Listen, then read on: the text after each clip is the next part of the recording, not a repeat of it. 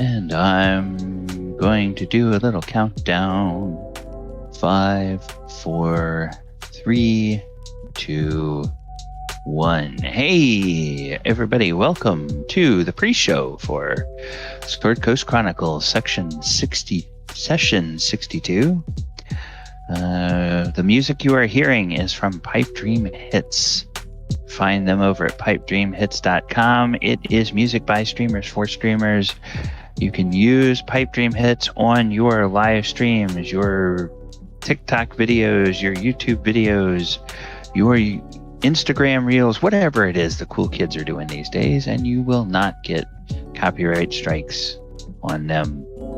We will get started with the game at the top of the hour as the players trickle in. We do know we have one player who will not be able to join us, unfortunately. Paul, who plays Crenraid, is a bit under the weather. He will not be here. And I believe I got a message that indicated that Heather, who plays Dez, will be a little bit late. It's a message about something, but it didn't indicate what impact that was going to have on her playing. But I presume it means that she will be late. Otherwise, some of the other folks are trickling into the Roll20 and into the Discord. James, Michael, Ken, how are you guys doing tonight? Hello, hello. Doing good. Good.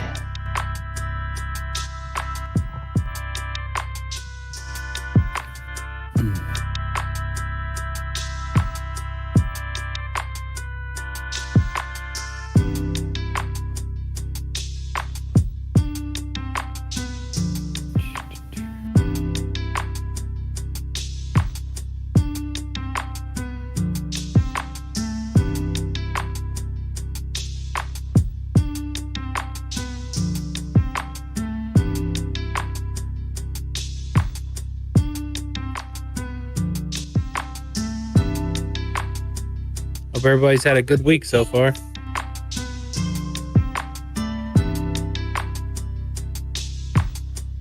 Yeah, so far so good. The biggest complaint I have in the last 7 days is the lack of effort. The lack of effort of my team. Uh-oh. Got to bring down the hammer. I tell you what, it's like I don't know what we're gonna do. It's like I'm used to following this team. I'm used to a summer swoon. Like when it comes into the second half of May, June, July, they kind of go on a slide and they dig themselves a hole so deep they can't recover from it to make it into the playoffs. But this year, they played really strong all the way through August. And then they had a match on Friday night in which it's like they just picked a bunch of people out of the crowd and threw them out on the pitch because their heads weren't in the game, and they got deservedly and soundly defeated by a team that at the time was below the line to make it into the playoffs. And then last night they had, and that was a match on the road. And last night they played a match at home. And, on paper, again, it was their opponent was a team below the playoff line, and we are sitting in third place, well within the playoff hunt. And 35 minutes goes by, and all our team does is give up 2 goals and get their captain red carded. So they got a guy sent off while they were already down 2 goals. to a team that they should have, they probably should have curb stomped in the first 25 minutes of the match. And it's like, what the heck are you guys doing? And they proceeded to go on and lose that match 4-2. It was like, I don't know what. It's just the wheels are falling off and they're completely going crazy. So somebody had better do something, because I am not a happy fan. But if the only thing you can complain about is what 11 other people are failing to do, then you don't have that much to complain about. At least as I look at it. All right. Well, speaking of complaining, I'm going to quit complaining, and I am going to welcome everybody to session 62 of the Sword Coast Chronicles. I am DM Galabond, and I am joined by some of the players. We have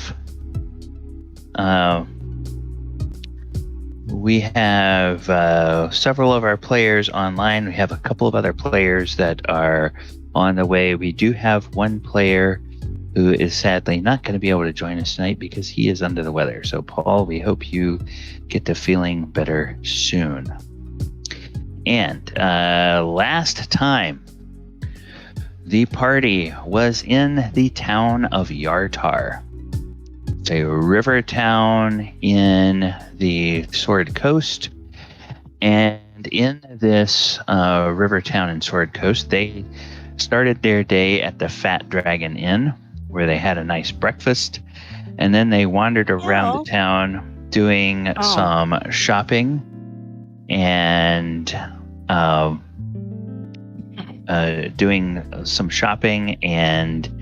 looking for some information. I believe they loaded up on a few potions.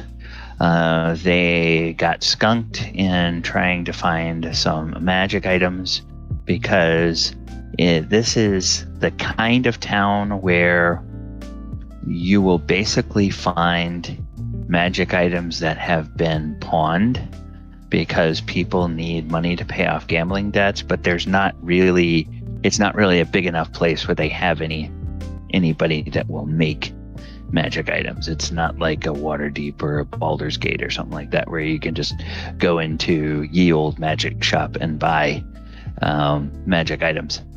So what they had discovered last week is they discovered a little bit about that coin they were carrying around. They discovered, or actually Thaldor had discovered from his contact in the Thieves Guild, that was that belonged to a casino called the Golden Goose. And the Golden Goose would not be found as a separate building because it's actually built into a riverboat. And that particular riverboat is called the Grand Dame.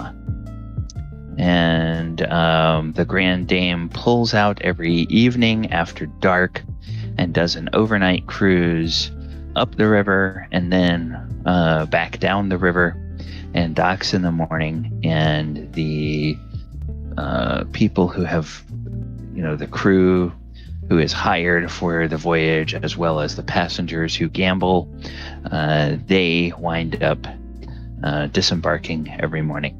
So that is where we are. And I think we had just finished as you guys were in between the shop where the apothecary brews the potions and the blacksmith shop.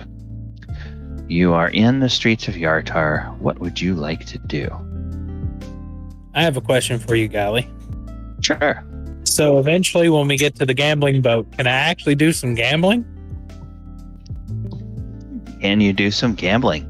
Yes. If you have coin that you would like to wager, I don't see why you couldn't do some gambling. Because I've always wanted to learn how to play 3 Dragon Ante, and I have loaded dice. Oh, okay. Well, that should be fun. Okay. Well, I've got my replacement shield, so I'm good to go. Thaldor, what did you learn anything from your contacts? Oh, no, something from my contacts. Yes. Actually, hold on, give me 1 second, because that's written down.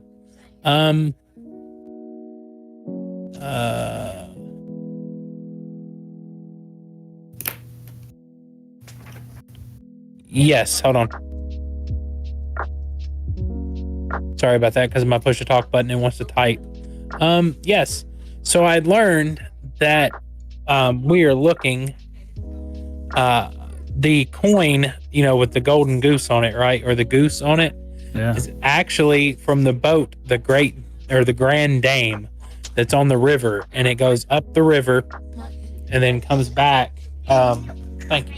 And comes back in the morning. So it leaves around late evening and comes back early in the morning, and that's how they gamble. And we're looking for a guy, Kaspersky Dryland. He's the owner of the Grand Dame. He might know where our big giant friend is hiding. Kaspersky Dryland. Is he like the leader of the boat? Yeah, he's the owner. From what I found out, he's very flamboyant with his dress. He gives old Volo a run for his money. So do they let anyone on this boat, or do you have to pay an entrance fee, or do we sign up, or first come first serve? It might be first come first serve, but I do have contacts on the inside. Okay. I just have to let them know, or let my contact know when we're going on the boat. And it's just a gambling boat, just a floating casino. Pretty much, floating gambling house. Okay. What are your thoughts? You thinking maybe just you and someone else, or maybe all of us go? I'd feel better in numbers. Well, I'd feel better in numbers, but in order to play our part, we do got to spend a little coin. So be ready to lose, some gold, but we got to play our part. But it might not only be might not only be a good mission, but it might actually be a little fun for once. But I don't think they're keeping I don't think they're keeping him on the boat. That'd be stupid to keep the storm giant on the boat. Oh, I doubt it. They would, a huge giant. That would, it would probably lean the boat to one side. Don't know about that, but he's also over water, so it wouldn't be too good for them now, would it? No. So that's where your contact's leading us to there, huh? I guess that's where the token is leading us. Yeah, and I used my pearl, of course. Oh. Yeah, and that got me a refill of my my special paints and stuff. Oh, Gally, also, if I need to spend the gold to replace my broken dagger. Yeah, that's, if you want to just buy a normal dagger, that's just however much it is, 3 gold, That's fine. 5 gold, 2 gold, whatever it is. Whatever the price is, just put it in the chat and I'll deduct it from my gold. Okay, let me... But yeah, I wonder if Dez found out anything snooping around. It's going to be 2 gold for the dagger. Okay, 2 got gold. you. Yep. Thank you. Oh, crap. What did I do with my notes? Didn't put them in your character sheet? Are you kidding? What? Me? Be Oh. organized? Are you kidding?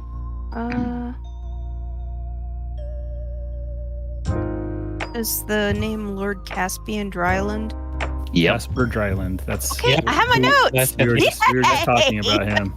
Yeah, That is the owner of the Golden Goose. Okay. So, have Owner of you the Grand found or Dame. asked Dez what's... Well, Yeah. Dez is in dog form still. Yeah, and where did Dez wind up? Did he wind up wandering off around the town with everybody else, or did he stay at the Fat Dragon, or what did he do? He wound up going off with everybody else.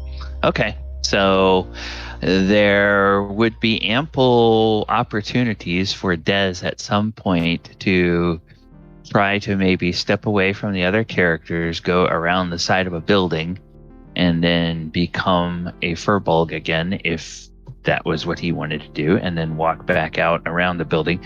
That would probably take a check to make sure that you weren't spotted by somebody changing form. Otherwise, you could wait until a later point in time.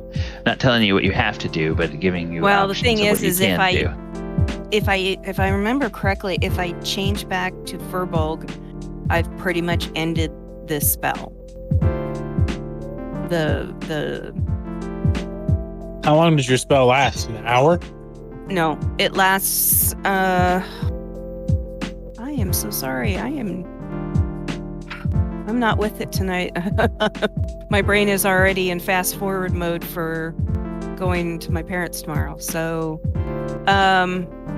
when I log in, I'll find out. It's something like the number of hours. It's what level are we? Are we like 8, 9? Level 8? 9. Thank you, 9. So it's half of that rounded down, so 4 hours. Wild shape. Okay, so magically beast. Can stay in a beast shape for a number of hours equal to half your druid level rounded down. So you have 4 hours.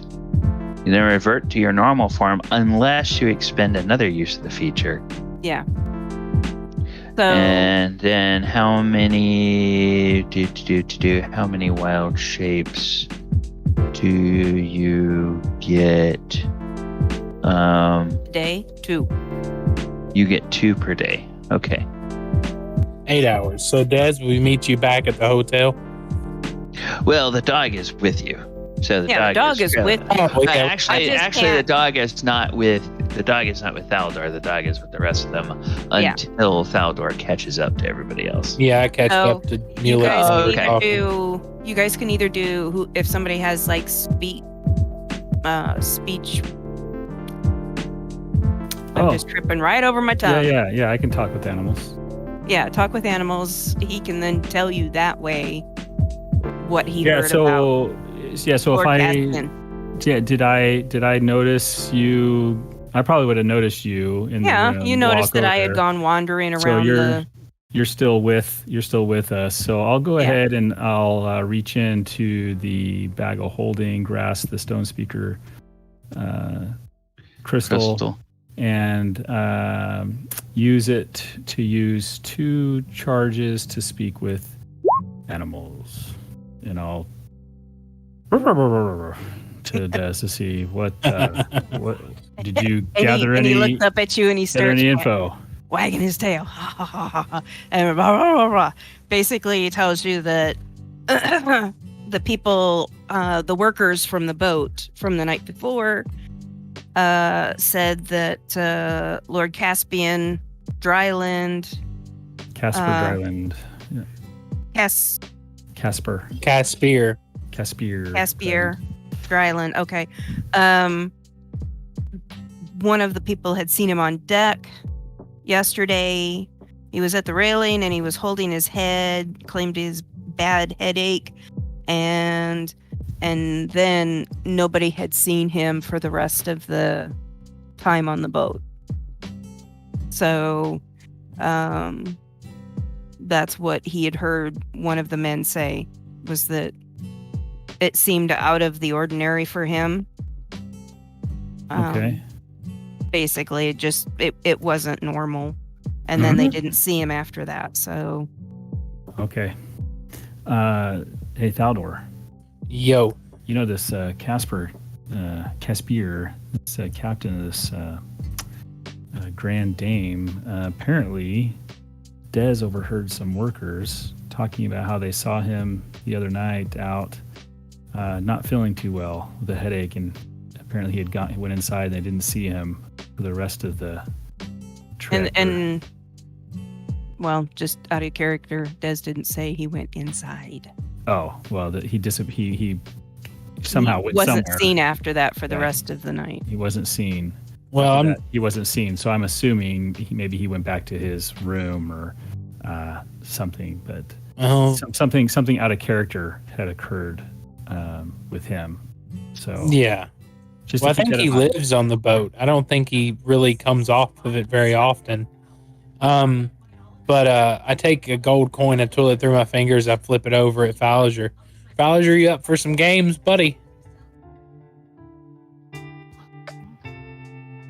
Yep, sounds good to me. You know, we got to spend some of that hard-earned gold, right? See if we can double or triple it, huh? Yeah. I'll let you do the gambling. I'm going to try to keep a low profile.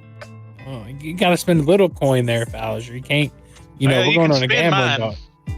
Oh, I'm just not throwing those damn dirty dice you're thinking about using. Probably. Yeah, well, you know me oh so well, but I'll just spend that 10% you owe me, right? Well, I'm just telling you, you better be watching it. They have professional watchers in this town that look for stuff like that.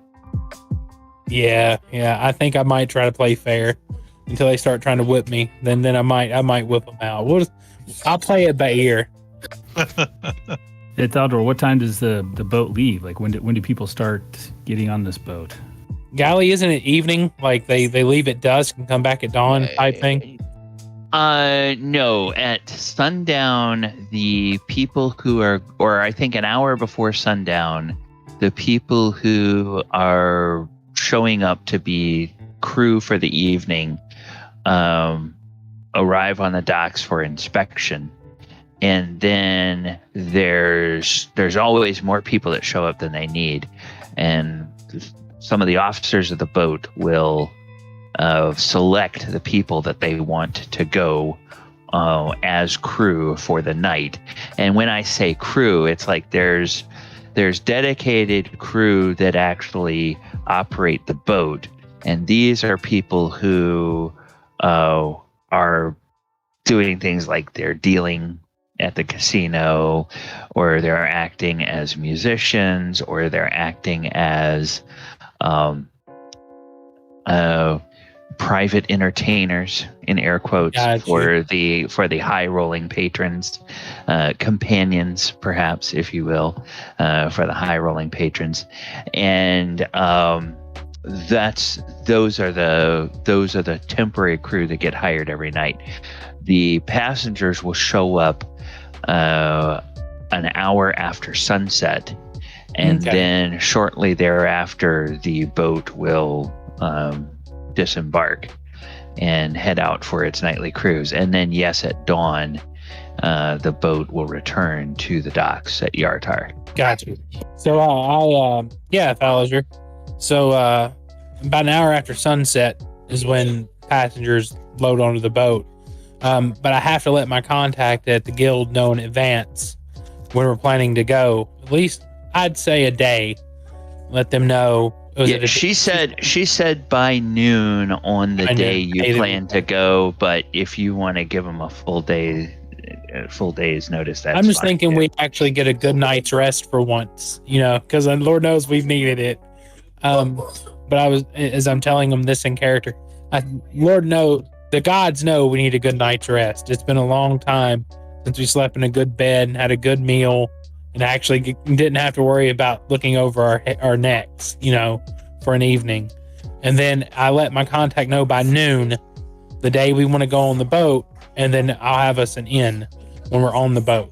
So, and we can be on the lookout for things going on. But I think tonight we need to cool it, relax, gather some intel.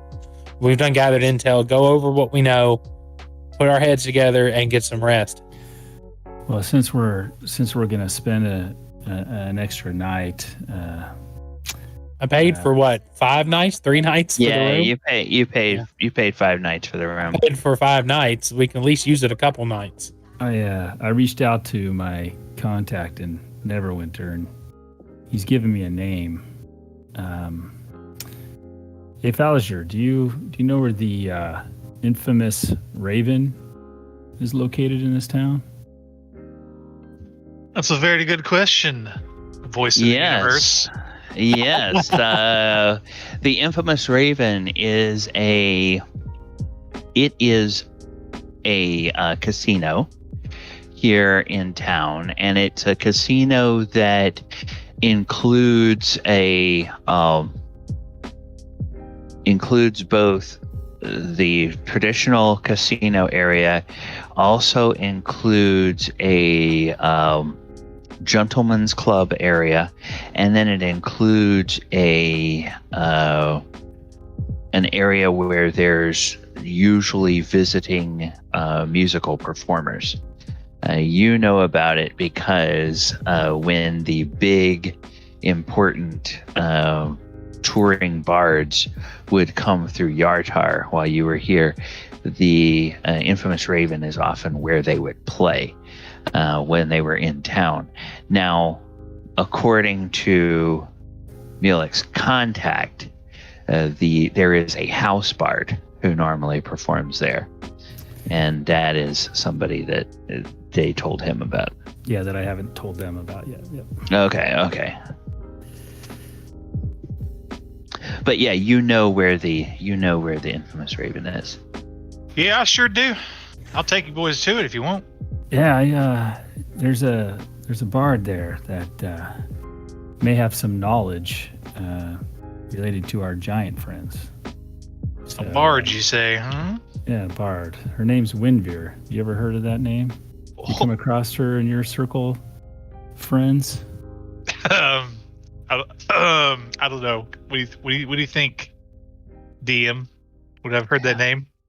Make When I roll for a let's see, what would this be?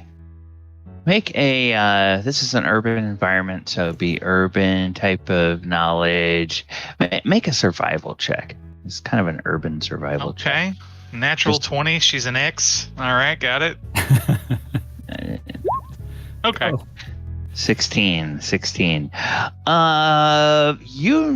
You know what? You know somebody by that name by reputation.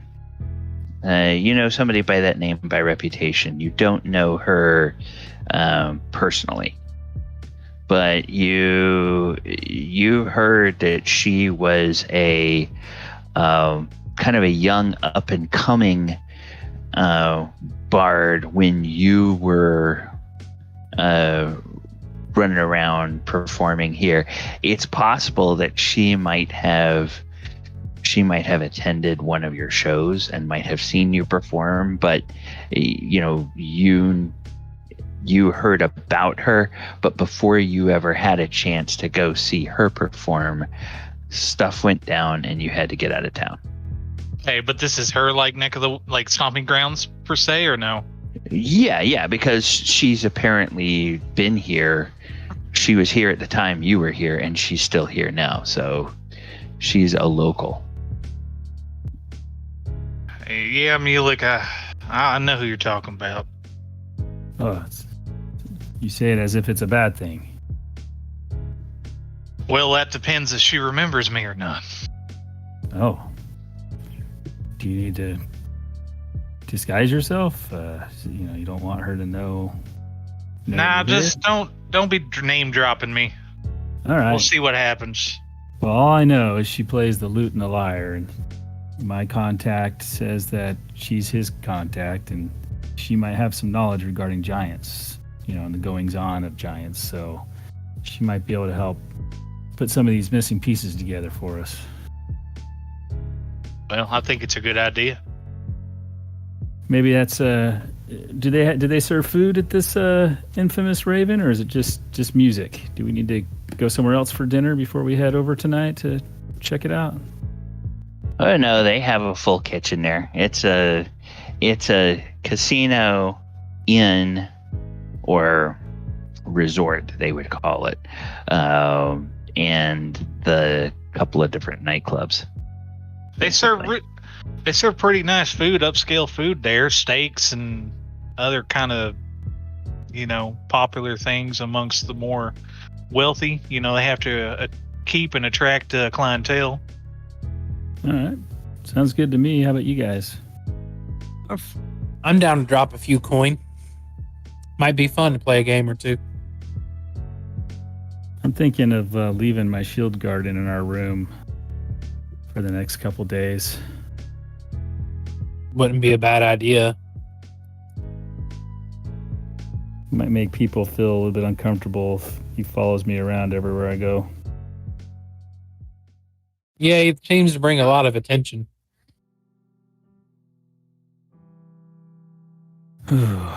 Reminds me. Yeah, Falliger, when are we ever going to get your horse back? That's a damn good question, Miss Rusty. Yeah. You and him go far back, huh? Well, I had him since he was a little colt.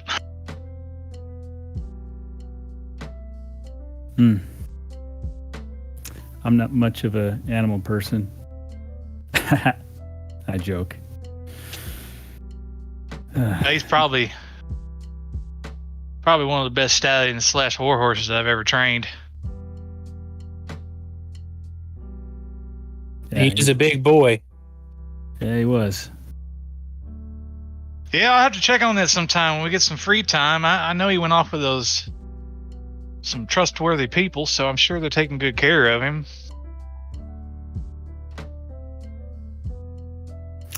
Well, we're off to next. I was thinking also, if we're gonna get on this boat, we might want to kind of check it out either beforehand or I don't know. Unless Theodore, you've got people on the inside, we may not have to worry about that. But see if we can catch a peek of this Caspier guy. Oh, and she had been so quiet as you all were having breakfast and as you were wandering around town. Unusually quiet. Must be lost in thought or something like that. But you guys realize, oh, hey, there's Belle. She's there. Belle, you get any intel? About what? Well, about why we're here. You picked up anyone talking? Picked up any tidbits? Belle, when you got to the Fat Dragon Inn, you kind of were lured by the smells of the food, and you snuck into the kitchen without being seen, and you were sort of sneaking around tabaxi style there, and then you saw movement out the back door of the kitchen that leads into the stable yard. And what you saw is a nice big rat outside, not inside the kitchen, but outside in the stable yard. And it took one look at you and it ran off. And the ancient hunting part of your brain just kicked in, and you tore out of the kitchen and you chased the rat all through the stables and everything like that and whatnot. And then by the time you got back to the inn, you realized, oh, they were gone. They had finished breakfast and they were gone. And then you were able to track them down through the city, and you finally found them in this merchant quarter out near the docks. So to answer Mulek's question, no, you didn't learn anything about it. So kind of small. Is this Oh, I got one thing. And she'll kind of reach to the bag of holding that she has on her side, and she'll pull out a rat that's playing dead and plop it in Mulek's hands. Ooh. Why did you do that? Gross. What? Belle, that wasn't cool. You don't like my gift? That wasn't cool. That door is About just this time, the dog comes running up, snatches the rat out of the hand. Is the rat playing dead or is the rat dead? Playing dead. Okay. Kind of like grabs a hold of the rat, but not hard, but enough to take it out of the hands, and then like tosses his head and gives it a toss. And then looks over at Belle with this doggy wagging tail, tongue lolling out. Belle's back will start to frill and she'll kind of hiss at the dog. And when the rat feels the dog's jaws on it, even though they don't chomp down enough to deal damage, the rat's eyes open, and you can feel its little heart just racing, and you toss it, and when it hits the ground, it just scrambles and tears off towards the nearest shelter it can find, which is the underneath the porch of a nearby establishment. It just tries to race and sneak under there. He tries to go chasing off after it, like trying to pounce, She'll Okay. kind of turn to Mulek and says, "Look, this dog, he steals my snack and then now he's chasing after my snack. That was my snack. Let's take care of dog." She'll go home chasing the That dog door after is the finger rat. rolling. I'm just laughing so hard. I'm still trying to wipe the rat skank off my hands. So, is oh fuck, is Des able to capture the rat by chasing after it? Or is Belle able to get... Okay. Both of you guys make me an initiative check to see who is faster in starting the chase.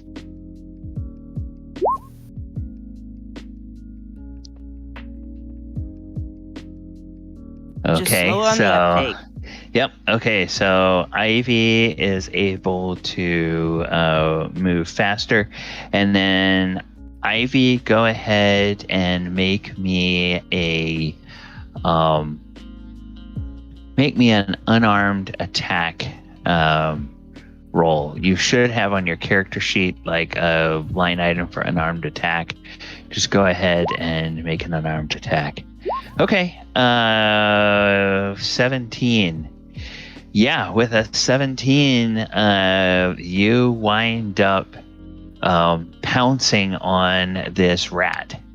And now I'll let you decide whether any damage you deal to it is subdual damage to keep it alive, or whether you're ready to it's just kill definitely it. subdual.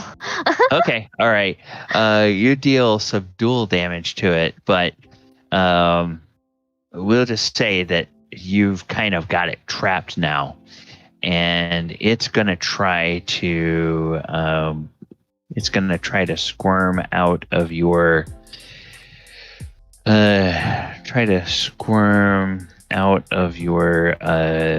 grasp using its acrobatics check, which is a dex, and I think it gets a 2 on its dex, so it's going to try to beat a 17.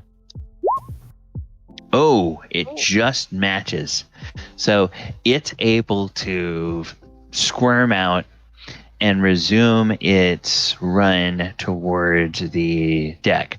But you have slowed it down. So Des, you are now able to close on the rat, and I will let you make an unarmed attack.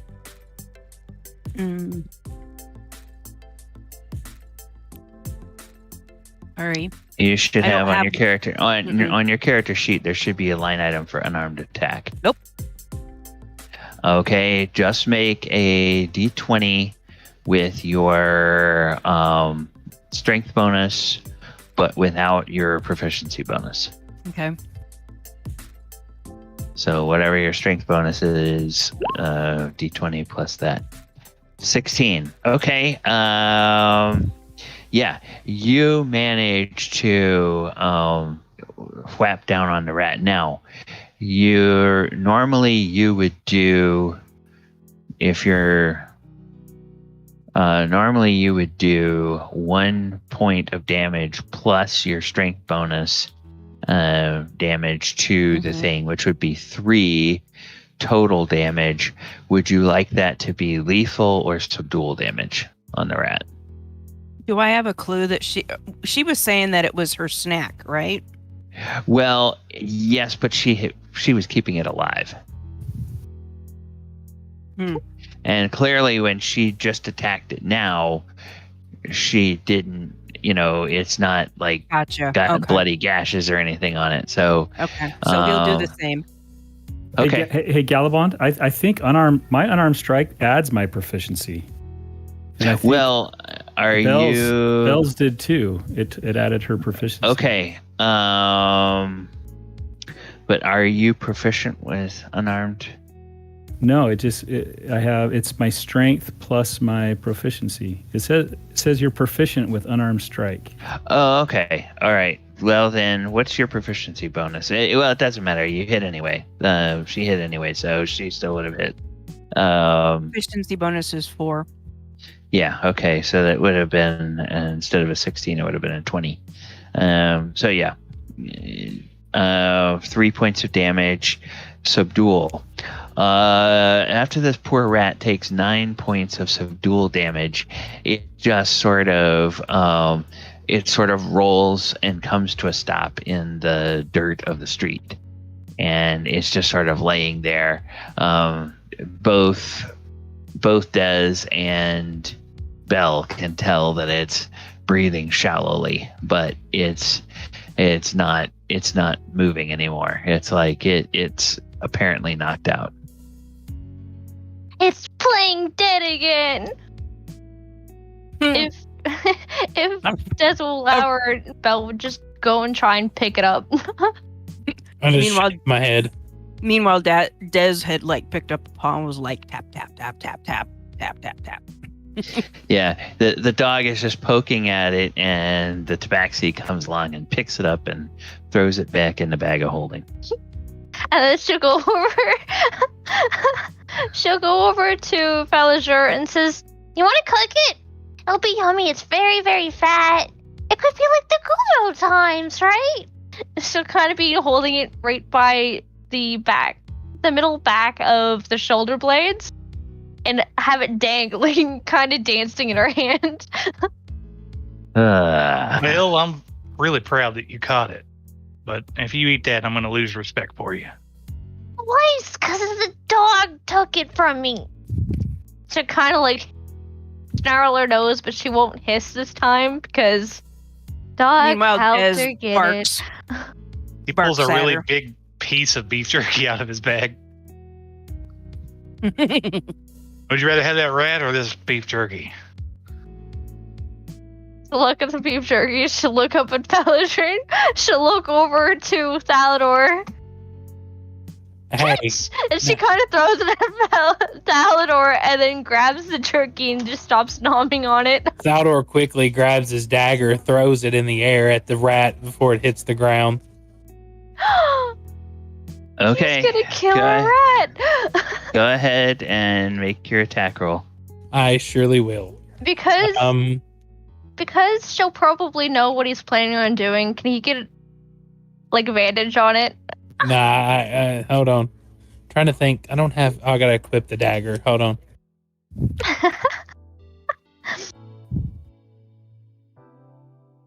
There we go.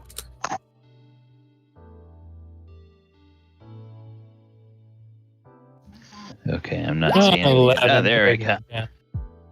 11. Oh, what is the armor class of a rat?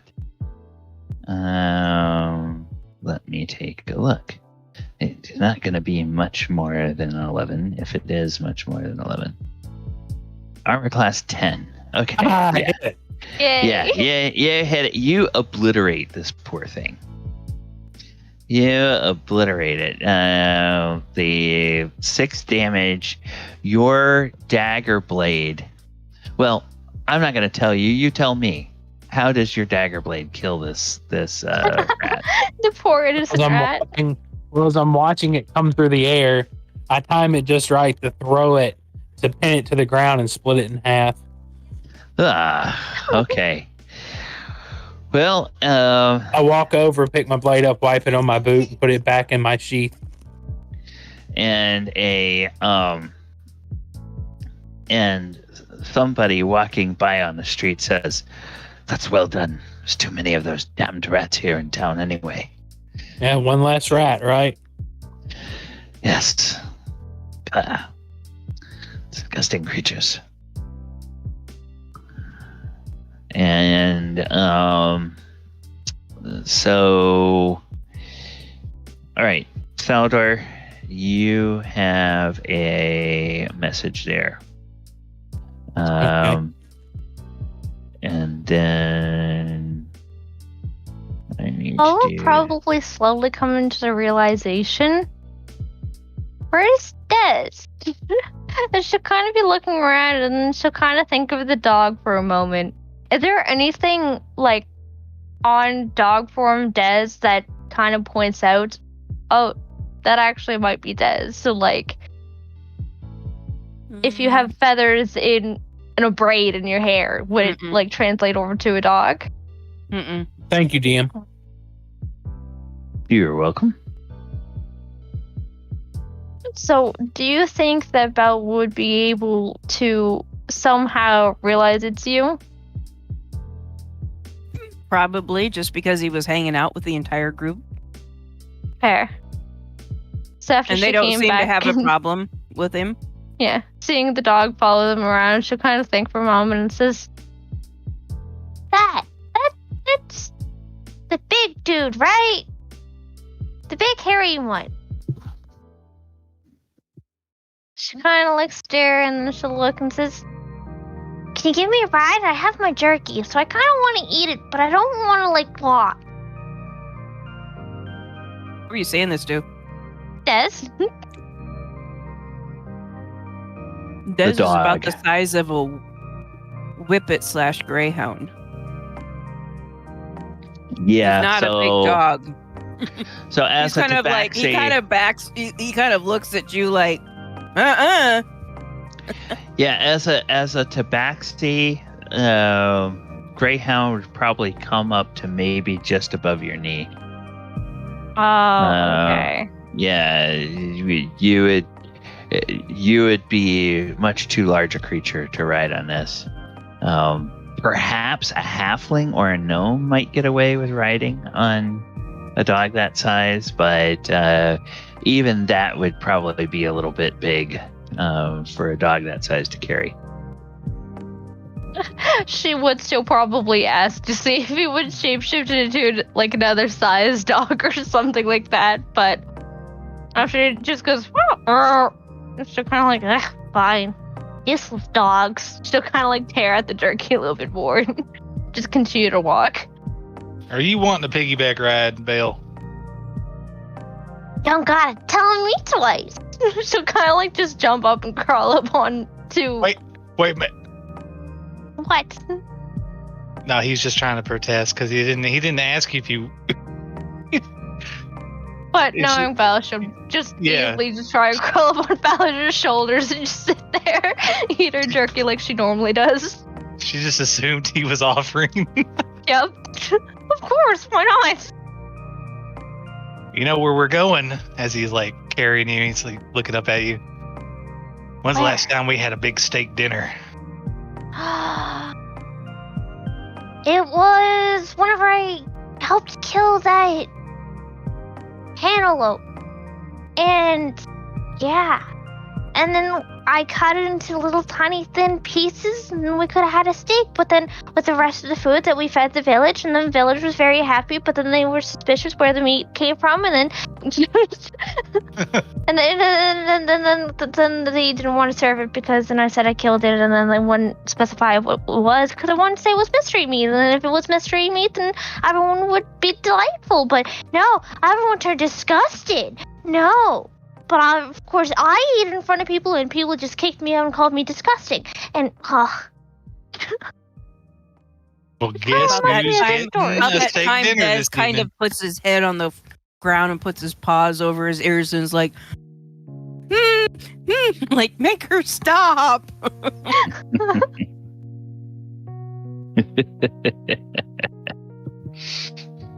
oh, but you know what story that kind of reminds me of, Vallager? It kind of reminds me of the story that I also killed that turtle.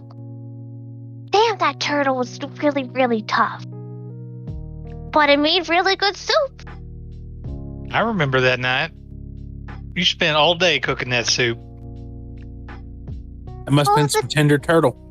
Well, it's hard. It was in a shell, so how was I supposed to, like, pierce through the shell to get the turtle and then to cook it, and it's heating up and on the inside, and it takes a really, really good amount of skill to be able to cook a turtle.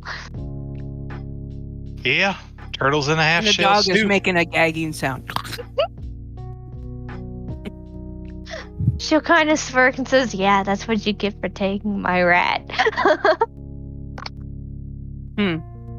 But without actually saying it. Wait, where are we heading off to now? Anyone? Someone? Out of character, we're going to the Raven, right? Or something? Or what are we doing? That's What time tonight. of day is it? That's tonight. Oh, that's tonight. Okay. Yeah. We went It's shopping. Probably a little bit after midday now Okay. because you had a leisurely breakfast. You spent a few hours going shopping there. Then Thaldor eventually caught up, and Belle eventually caught up, and now you have probably the afternoon to do we're whatever kinda- you want to. So we're walking through the market / town pretty much. Mhm. Back from. Do I know any like street food vendors or anything like that? Street food vendors come and go. It would be probably very unusual for anything that you remembered to be here at this point. You could maybe think of a street food vendor that you knew, and I can roll some percentile dice and see if they would still be around. So nobody's cooking any food or selling it there in the street in the market. When you said street, I was thinking you were talking about a particular one. If you knew of a particular one. No, just are there people selling their food, their hot food and stuff in the wares and whatnot? There's a couple of street food vendors that are down there by the docks, and as you might expect, down by the docks, a lot of it is seafood based. Now, All right. all freshwater. So there's some like freshwater clams and some crawfish and some fish from the river trout, things like that. Okay, so let's say the first vendor I come across is walking by. What are they selling? They would be selling some steamed clams, and they would also have a very mild gumbo of freshwater crayfish. Okay, so let's say they have. Okay, so I noticed they have some crayfish that have been seasoned and cooked in however way, but they got them on some sticks. And Fallager walks over. He's like, "Sure, yeah." Like, excuse me, miss. I'd like 2 of those, please. 2 of the skewers of crayfish. And he takes it and he pays her and he. Yep. Here you go, Ivy. I bet you never had this before. Copper. I'm sorry, Bill. Kind of look at it. She kind of like dip it a bit, like seeing if it'll fall off, like how sturdy it is? Nope, they are skewered through, probably grilled over an open flame. It looks like whole crayfish that have been skewered and grilled on this thing, and they're kind of stuck a little bit on the skewer. You have to pull it out, and the skewer is wooden, and so you can see in places the skewer is a little bit charred, where the flames leapt up a little bit and kind of charred some of the wood from the skewer. I kind of poke at it with like one of her claws for a moment and says, okay, and still kind of like start gnawing on it. Wait, well, Okay. Well, you tear the heads off, you suck the heads out, and then you peel the meat off of the tail, and you eat that. It's delicious. They got salt, pepper, and other seasonings, and kind of a spicy sauce. Yeah, it tastes like there's a little bit of paprika in there, as well as maybe a bit of like red pepper spice that is on it as well, along with the salt and pepper, and then of course a heavy taste of butter that is on there, and then they are served with a little paper bowl that has some sauce in it. And that sauce, you take a whiff of it, and woof, that's very spicy sauce. As well as being temperature hot, temperature warm, it's a very spicy sauce. Now, don't eat that sauce unless you like spicy. Like back home, we eat stuff like this, but we use, hot sauces. This is more kind of a hot relish. Knowing Belle, she'll kind of go and stick her nose in the bowl and sniff it around, and then she'll kind of like lap it up, try and have like a small little taste of it, and then probably just be trying like to freak out, but trying to contain herself as she's trying to like lick her paws and things like that to just try and like get it off of her tongue. Like, no, I don't like that. No, I don't know. Where's else? Yeah, so Belle's probably looking for some water at this point. And need water. I should kind of like go back to saying, okay, well, the inside of this is supposed to be wet and juicy, whatever not. She'll crack the head off it so fast and just chuck it behind her, hopefully not hitting anyone. And she'll kind of like do what she's told, slurp it up and try and eat it. Okay. All right. Yeah, it's pretty tasty. Well, it's pretty tasty if you like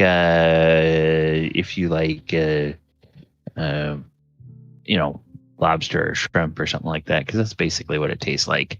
I imagine to a tabaxi, it's probably pretty delicious. It's fish. It probably is, yeah. So one really good thing about the underwater place is that they had a lot of fish. Yep. Yeah. Yep. So you have that, and you guys, as Belle tries to figure out the best way of eating these things off a skewer, that takes a little bit of time, and when you realize that you've eaten everything off of your skewer, you guys are back at the Fat Dragon, and you're just outside the inn. Do you guys want to go in, or did you want to go somewhere else before you go in for the afternoon? Oh, guys, this place again. Right, you know it's so easy to sneak into the kitchen? I got so many things. She'll kind of like reach for her bag and she'll start pulling it like drumsticks, and then she'll pull it like a salad. Anything that looked really, really yummy, she would have tried to take. Wait. Male. Is that where you caught the rat? Well, It was close to the doors. Oh, but not in the kitchen? Oh, no, not in the kitchen. Oh, thank goodness. Oof. Phil, now we talked about this. You're not supposed to be swiping food from legitimate businesses. It's not my fault. It was just sitting there, and look at the plate. So she'll kind of like plop the plate, like accidentally leaving, like making the salad fall off the plate, and it's like it's so shiny. That's all right. I'll sucker just. for some shiny things. I know. I'll just give him more money to compensate. Well, if we're going to be going out tonight, I could use some time to sort of rest and study up on some stuff. Here, it's a plate of good luck. She'll kind of like lean back with the plate and like kind of stick in Mulek's face, hanging Nope. upside down. Nope. I'm going to head off to my room. You don't want to take a salad, Buzz? Ew. If you had that in your bag with that rat, nah. No, I'm not taking the chances.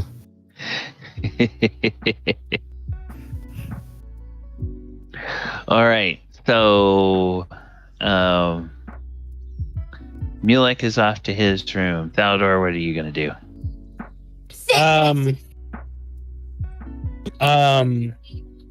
I guess I might just go get into some trouble and play some cards or dice. Okay, so you'd want to go somewhere and do a little bit of gambling. What does Des want to do for the afternoon? Go do some gambling. Okay. Is Des At the going feet to? He's gonna be at the feet of the guy. Of Thaldor? Yes, thank you. So you're gonna remain in pooch form? Yep. Okay. All the better to hear people with. Okay. And Falliger, what is Falliger gonna do for the afternoon? Hey, Bale, what do you feel like doing? We got the whole afternoon. I can teach you how to be sneaky. More plates. Oh, I got this bowl too. She'll reach out in her bag and pull out one of the bowls from the place too. Well, I mean, this is a pretty good city. You know, there's some things to do. You know, we can stay here and do nothing, or we could go take in some sights or go fishing or something. I ain't been fishing in a long time. You ever been fishing? You forget our fishing session. Of me on the bridge and then the fish jumping and then me trying to grab them and then me falling into the water and then me getting wet and then me freaking out and then it's just a whole mess. Fishing never goes right, but I do catch the fish. I remember that. That was so cute. No, I'm talking about using a real fishing pole and bait. But I have hands. Not hands. Yeah, but this is more fun. You sit, you don't do anything, you talk, and it's a little bit more skill. Well, if I wasn't as quiet with skill and I would go with Dalador. Everybody wants to go with me tonight, don't they? Okay. Well, I mean, we're all going there tonight. It's just like we got time to kill, so. Yeah, I think Thaldor is talking about going and warming up the dice a little bit and doing some gambling. Not on the boat. Yeah, not on the boat. We're doing that tomorrow because I got to let my contact know by noon. Well, Thaldor, why don't you just go over there and take a peep, see what's going on, get a lay of it, and I'm going fishing. Oh, you want me to go scout the boat out? Well, I could. Well, I mean, out of character, you just said you were going to go do some gambling, right? Yeah, I just thought of the local gambling house. I didn't think I'd go jump on the boat till we all go. Yeah, because the casino, that's what I'm saying. on the So, boat isn't. Yeah. Just because he's just like, he was just basically saying, hey, if you keep your ears open, see what you can find out, and then he's gonna take some leisure time and go fishing. Sure, I can do that. So that's what he does. He goes down to the docks and Coming procures a fishing pole and bait, and that's how he spends his afternoon. Baby, get ready. Eddie. Elle herself will probably go between Thaldor and Dez, and going to check up on Falador a lot. So going in between the two to make sure like their backs are covered, like nothing bad's gonna happen. Okay. All right.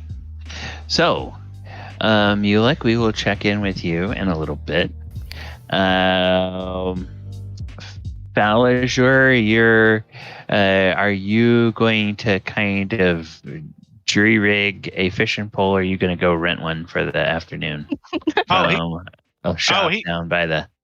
Not only does he go and he rents one and gets the bait he knows he needs, he gets like one of those big old sun straw hats, and he goes over. Okay. He gets over there and finds a good spot, and he takes his gear off and his boots and his socks, and he's just Huckleberry Finn in that thing.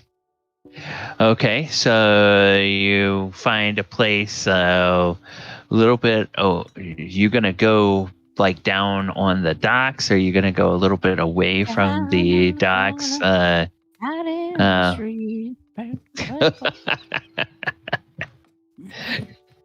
So we get a musical accompaniment. Like Huckleberry Finn. Yeah. So no, he goes to a more quiet spot. He knows the docks. Okay, Too much vibration activity.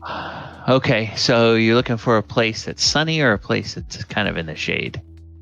I probably find something that has some shade and okay, all right, not total shade, but whatever. Okay, upriver from the docks or downriver from the docks?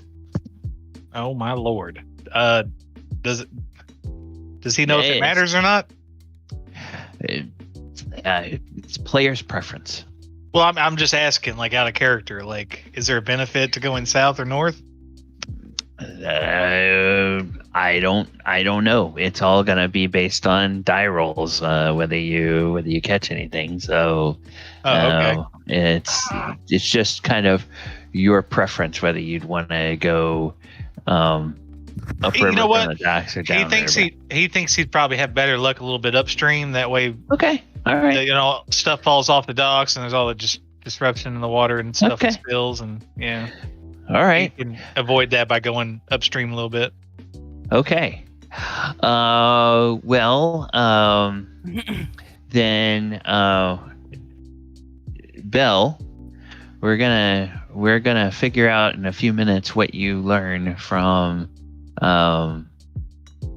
Thaldor and Dorsvere, but the first time you've tracked down Falador, it looks like it's taken him maybe 45 minutes or an hour to get all the gear that he wants and get everything set up the way he wants it, and then find himself a nice little spot.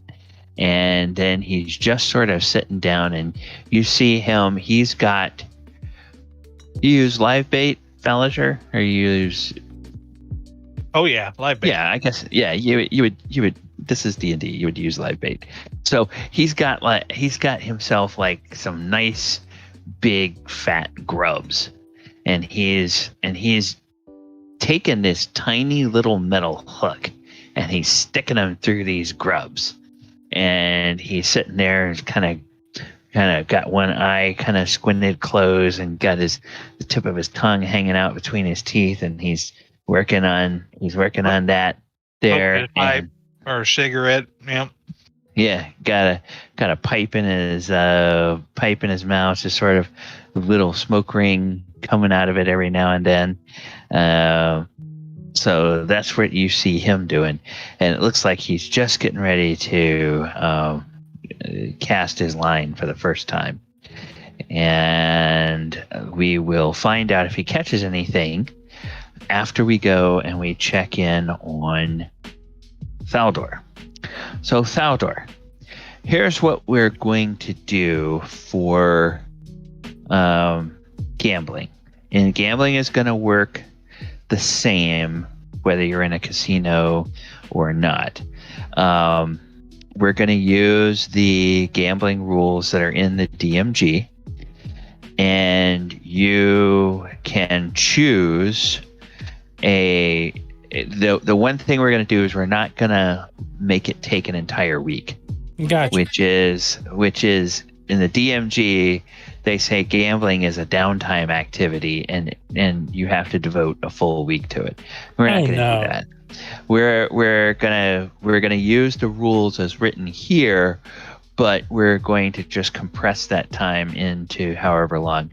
Now you do have to choose a stake. The minimum stake they recommend is 10 gold pieces. The maximum stake they recommend is 1,000 gold pieces. I would be willing to sort of stretch that either way. If you wanted to wager less than 10, I would say, okay, you can. If you want to wager more than 1,000, I would say, okay, you can.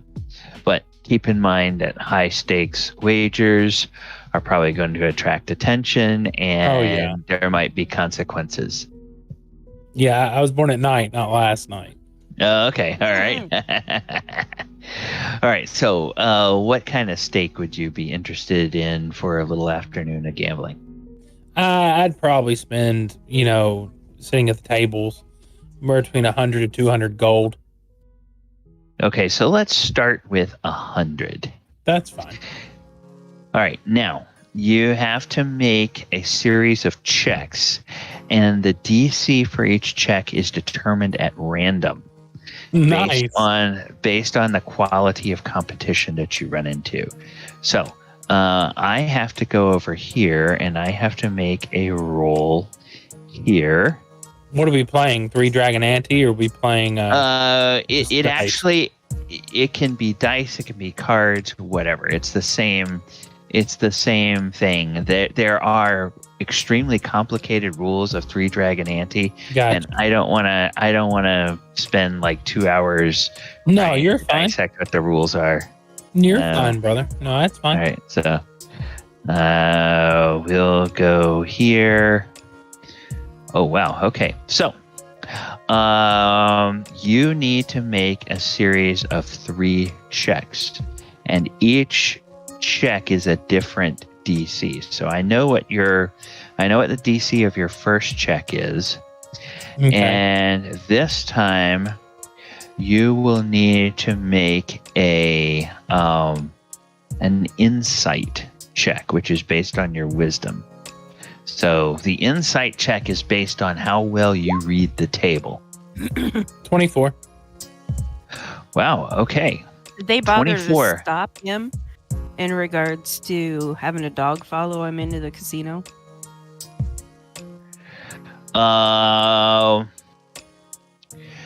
Okay, yeah. If a dog tries to follow you into the casino, they'll say, "Oh, sir, I'm sorry, your pet is not allowed inside." He's my emotional support dog. He's just here to give me company, and I tip the bouncer like 10 gold. Oh, yes, sir. Of course. Yeah. And then he will point you to a table, or he will point you to an area that there are fewer patrons in, and say, just try to keep him out of the way. The manager would not be pleased if. It's okay. He'll sit at my feet and be quiet. It's fine. So as we get further in, I bend down real quick, whisper to Dez, keep your ears to the ground, and here's some jerky, and I slide him a piece of jerky. Okay. And Belle too, because Dez actually does that. He will literally sit underneath the table in the shadows. He's already got kind of a blackish coat, so he just disappears almost, and he's got his nose kind of occasionally going, and then he's also got his ears perked up trying to catch voices. I also whisper to Daz real quick. I bend down and go, if things start going awry, nip me on my ankle. Okay. Thanks, Daz. All right. And getting back to your insight roll, 24 is exactly what you needed for the first Whoa. for the first DC.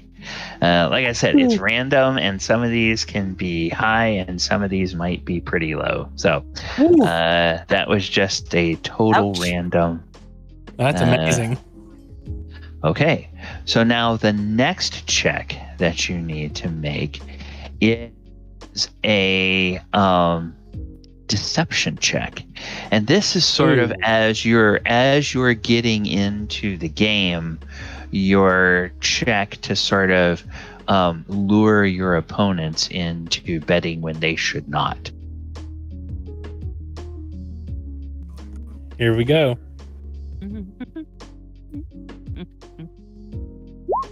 25.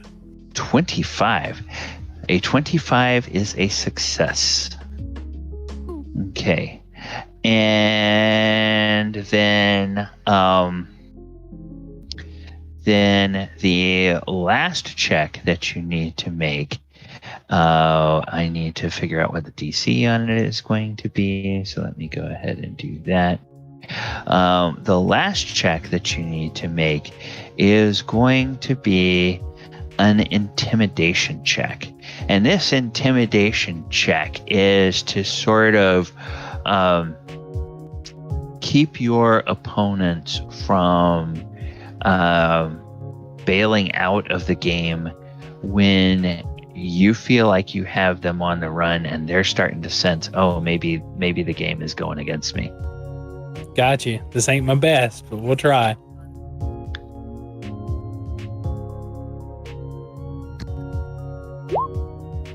Ouch. Okay. Well, that was 2 out of 3 successes. And with 2 out of 3 successes, you started with 100 gold. Yeah. So you win back the money that you bet, and you win half again more. So at the end of that time, you are left with 150 gold. You've turned 100 gold into 150 gold.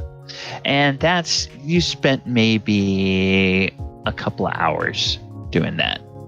Now, with the pace of the afternoon, you probably have time to gamble again if you would like.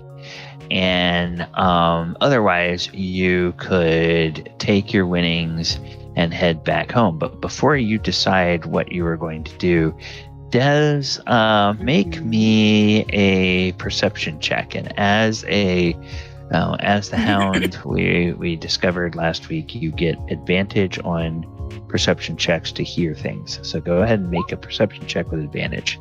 15. Yeah, all you hear is the chatter of the dealer and the players at the table, and most of it is just kind of it's either about the game or it's a bunch of not really nonsense, but just a bunch of small talk that doesn't really seem relevant to much of anything. And all right. Okay. If you want to, you can make an insight check as well. Yeah. On what you're hearing. Is that it?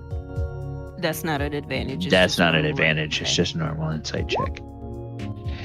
Yeah, you pick up on a lot of this small talk is actually strategic by some of the players to try to distract other players and get them to thinking about things other than being focused on, how well they're doing or how poorly they're doing. So you can begin to kind of pick up on, without really seeing which voice is attached to which person, but you can tell, oh yeah, there's a couple of people that really seem kind of sharp with this gambling stuff. Gotcha. And they're sort of trying to throw some of the other players off. Okay. And in fact, at the end of the time, Thaldor, you have wound up increasing your winnings, but there's another player at the table who has taken almost all of the rest of the coins that you didn't take. and the other players are sort of, have pretty much lost everything they were betting. So it's like you basically came in second place at this table, but Right. there's one guy. He's kind of dressed like he probably spends a lot of time in these casinos. Well, And- since I won 50, I'll throw down my original bet of 100 again and say, another hand? Okay, so now you're gonna change the bet from 100 to now 250, right? So it was the 150 you won plus another 100, or are you gonna do another 100 again? Just another 100, because Okay. another 100, yeah, 100 even, because I just, I'm up 50 gold, so I was like, you know what, I'll throw in my original bet again of 100, so it's Okay. 100 gold. All right. Yeah, I wasn't sure whether you were gonna add you were gonna wager your winnings and then add another 100 or what. Okay. No, So cool. it's just 100. I'm just playing it cool. I'm trying to read the situation. Okay. All right. So yeah, most of the other players get up and leave, and a few other players come, but the guy who's on a winning streak, he's willing to bet again, or he's willing to play again, and he takes 100 and puts a stack of 100 out there. He's not gonna bet a whole bunch against yours, but everybody at the table is putting up 100. Nice. Let us go back to the river, and Falliger, you are trying to fish, so go ahead and make me a survival check, and let's see what you might dredge up, if anything. The question is would Falliger be cheating and using guidance every minute, or would he? Nah, he wouldn't do that. Let's see. All right, survival.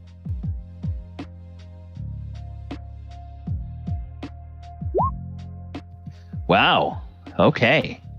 So in the 2 hours that you have been here, you have managed to catch several nice fish. You have caught 2 river trout, which are kind of fat and juicy river trout. You've also caught a few little kind of panfish. Probably look like they're things that have swum into the river from some lake that is somehow connected to this river system. Maybe every so often the river maybe either it feeds in from a smaller stream, or it may go to a place where it forms into a larger lake or something like that. So you caught a couple of panfish. Now it's up to you whether you want to keep these or toss them back or what. He would have bought a stringer, so. Okay. He's keeping So, all right. So 2 river trout and 3 panfish in the course of 2 hours. Is he gonna stay and fish some more, or is he gonna head back to? Are you kidding? Heck yeah, he's gonna stay the whole damn afternoon fishing. This is like R&R for him. Okay. All right. Well, then we'll go back to the casino. And back at the casino, let us see. So Thaldor, you got a handle on how these checks are going now? Yes, sir, I do. Okay, great. Well, go ahead and make me another insight check. And this is for your second, basically, round of gambling. Oof. Oh, okay. Well, that's not going to be good enough. You're kind of wary of that guy that is the big roller, but you realize after a bit that you thought you had been reading his tells, but now when you think he's when you think he's going to pass, or when you think he's going to increase his bet, he's doing something different. It's kind of throwing you off. So you're not getting a really good read on him, and you realize that you've kind of lost a few chips, you've lost a few chips. So then the next check here. Whoops, I'm sorry. The next check here is going to have that DC, and this is going to be a deception check to see how well you. 22. Okay. Yeah. Yeah, your bluff is working. So now you feel like, okay, now you're starting to get back even again.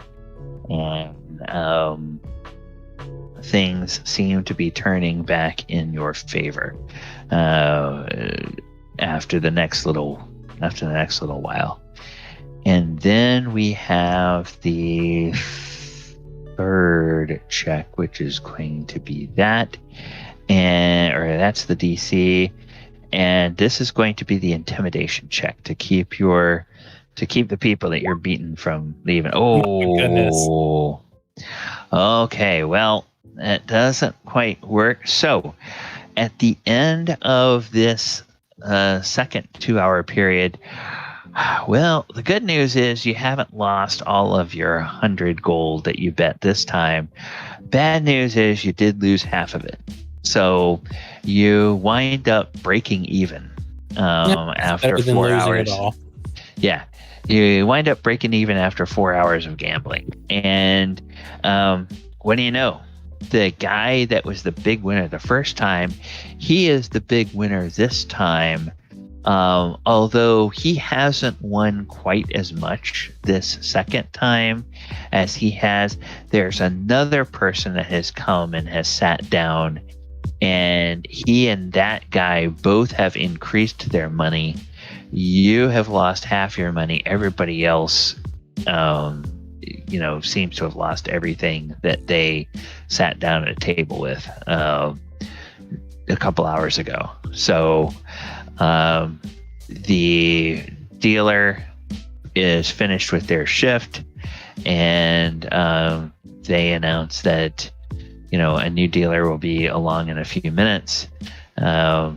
Players that wish to continue playing are welcome to stay at the table. Otherwise, if you're not going to keep playing, they ask people to leave the table. And the two people who won quite a bit of money, they look like they're firmly planted, and they're kind of eyeing each other and sizing each other up. Like, okay, they're kind of got the gambler's ego going now. And it's like, all right, which one of us is going to take the other one? I stand up, give a slight bow, a nod, and walk off and take Des with me and say, Des, you ready to go back and hit the hay? Exactly. Before you do, let's let Des go ahead and make a perception check. See what Des may have learned during this second 2-hour period. Oh, nice. Good job, Heather. Okay, 23. Yeah, or no, 25 because of advantage. Yeah, this time you notice, you pick up on some banter between these two guys that have won some money. It sounds like there's a history between them. And it sounds like they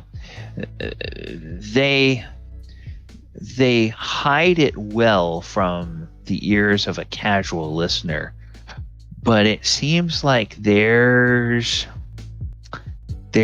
a woman that the two of them both either currently fancy or fancied in the past, and there's some hard feelings between the two of these guys, and you kind of get the sense that, well, probably as long as they're at the table, things will stay civil. But if one of them ever started really losing a lot to the other one, it might get ugly. Yeah. So, yeah. Okay. So that's kind of what you picked up this time. Okay. Thaldor was concentrating on his strategy. All right, so you guys are going to head back to the inn, and we're going to jump back over one more time to the river. And Belle, you're kind of been wandering back and forth, and you sort of are catching little bits and pieces of what's going on here through the afternoon. Falliger at the river, why don't you roll me another survival check, and we will see how well you do this time. All right. I'm gonna cheat. I'm gonna use guidance. Gonna use guidance. Okay. Yeah, why not? Why not? 19 and 3 is 22. Okay. Well, in this next couple hour period of time, you wind up again catching 5 fish. This time you catch 3 of those panfish. You catch 1 river trout, and you catch kind of an ugly looking catfish. Is what you wind up catching. How big is a catfish? Catfish is not terribly big, and it kind of looks like it's got maybe something a little bit wrong with it. There's something on the you don't quite know whether it's a growth or whether it's some sort of disease or something like that on its on some of its scales. But it's just kind of a gnarly looking, not a very healthy looking catfish. Okay. It's a decent size, so he'll keep it. Yeah, okay. So you wind up with a total of 10 fish, and you notice at the end of this time, the sun is kind of getting low. You figure that if you guys are going to go out to dinner, you have enough time to go back to the inn, get changed, get washed up if you want to get washed up, and then head out to the place that Mulek indicated for dinner. He gets his gear and he puts it all back on. And he walks back through the marketplace, and he'll go up to some of the poorer vendors and he'll say, "I'd like to give you this trout. I caught it, and I just enjoy fishing, and I don't need it." And he just kind of hands it out, and he sees a young kid, and he's like, "Hey boy, come on over here." Yeah, mister. You like fishing? Yeah, I like fishing. I guess you don't have a fishing pole though, do you? No, kind of expensive. Don't have one. My pa took off on a riverboat last year. We hadn't seen him. Ma does what she can. That she kind of has to wash linens for people. We don't have not much money for a fishing pole. I love how your accent just like slowly creeps in. He's like, well, I bet you'd be a big help if you had a fishing pole. You could bring fish home if you knew how to catch them. Hey, why don't you take this fishing pole? And he takes his hat that nice straw hat. He puts it on the boy's head and he says, "Here, have at it. Stay out of trouble." Mr. Thanks. You mean it, Mister? Well, hell yeah, I mean it. Oh, thank you, Mister. Thank you. Say hello to your mother for me. I'll do that.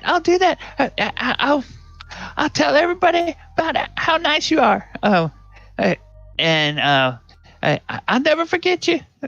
And here, take this big trout too, and this catfish. It don't look like nothing, but it's probably pretty good eating. And the trout, he looks at it. Oh, this trout looks beautiful. And then he looks at the cat.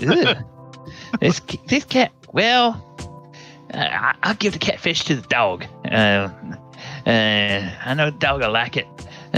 So thank you, Mister. Thank you. And then he just starts trotting off. He's, like 11, 12 years old, something like that. So he's in medieval European days. Gosh, he's practically an adult. But he hands out a decent amount. Let's say he hands out 50 silver to the poor on his way back as well, and he's just real happy. He had a good day. By the good deeds of other people, it makes Belle feel bad. With the stolen plates that Belle took, she'll go back to the place and see if she can sneak it back into the kitchen. Oh, does she catch Faerun doing all this? Well, she was watching everyone. She would see at least part of that because with everything you're describing, it's going to take you some time to make your way back to the thing. So Belle would have time to pop and check in on Thaldor, and then go over and check in on. All right. Faerun. But yeah, you see Faerun giving away his fishing pole to some kid, and they have a little bit of a conversation, and then as he's walking along, he hands a few silver to some old graybeard, and then hands more silver to some old grandma, and they're all looking. Oh, Lord bless you, sir. Lord bless you. Oh, thank you, sir. We'll always remember you, sir. Wonderful young man. Thank you very much, sir. Thank you. And so he's trying. He don't make a big deal out of it. He just he's. And then he goes he continues on his way. Yeah. And then somewhere in the back of your mind, Belle, an echo of some thoughts. And this is the last thing we'll do before we take our break. An echo of some words that Belle heard comes to her mind. And the echo is the words of Faerun saying, while we're here in town, we should probably keep a low profile. I don't want anybody to recognize me. And we will go ahead at that point, and we will take our break. Viewers, thank you guys so much for hanging out with us this evening. You guys really haven't missed anything.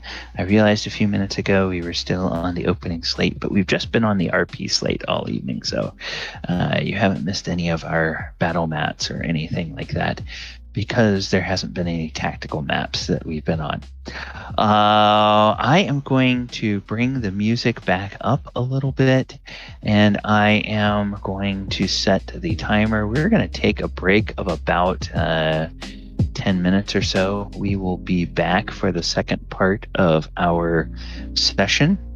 Players, you will see that I have updated for everybody's fun and enjoyment. I've updated the Discord so that now you know which voice channel you're on if you're on the stream, and which voice channel you can go to if you want to be off stream. So if you guys want to go chat and strategize away from the chat room, you can go to the other channel, or if you want to chat and let the viewers in on what you're discussing, you can stay here in this channel. I am going to mute myself so that nobody hears all of my microphone bumping around as I take my headset off. All right, we'll talk to you in a few minutes. Yes. I am gonna have to take off. I've got some stuff to do, and I need to get to bed early before I travel tomorrow. So. Okay, well, Heather, we will see I'll just you. Stay in dog form. Yeah, we will see you hopefully Saturday night, and if not, then hopefully Sunday. Nope, won't see me Saturday night, but you will see me on Sunday. Okay, all right. Well, then we will talk to you then. Bye-bye. All right, take care. Bye, guys. Night.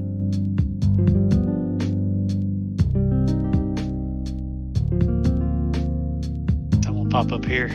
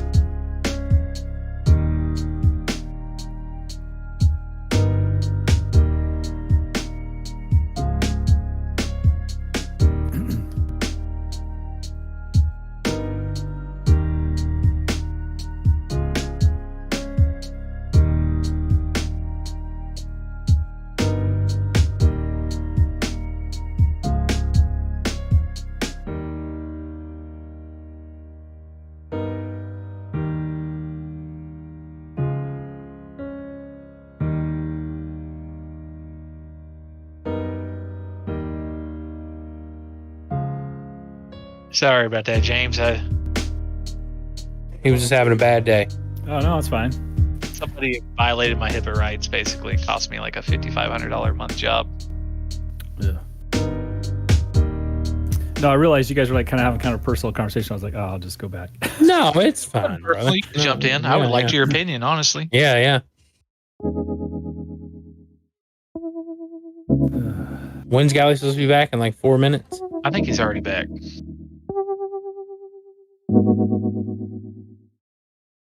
That or he sent me a long message and then went to take his. There you go.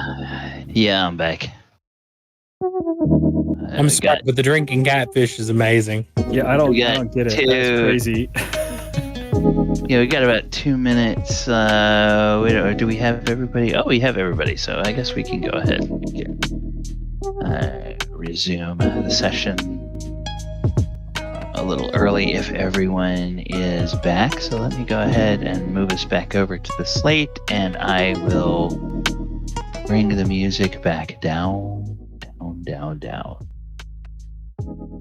All right. Okay. Welcome back, players.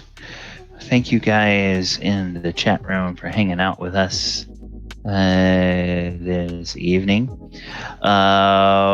We are back at the Fat Dragon Inn. It is in the evening, and the PCs are getting ready to go have they're getting ready to go have dinner over at the infamous Raven Casino in town. So, anybody doing anything special to get ready for this? Any kind of special prep you have made during the afternoon, Mulek? No. Well, while they were all gone, I had some scrolls out and some incense. I was doing some studying. Okay. But before heading out,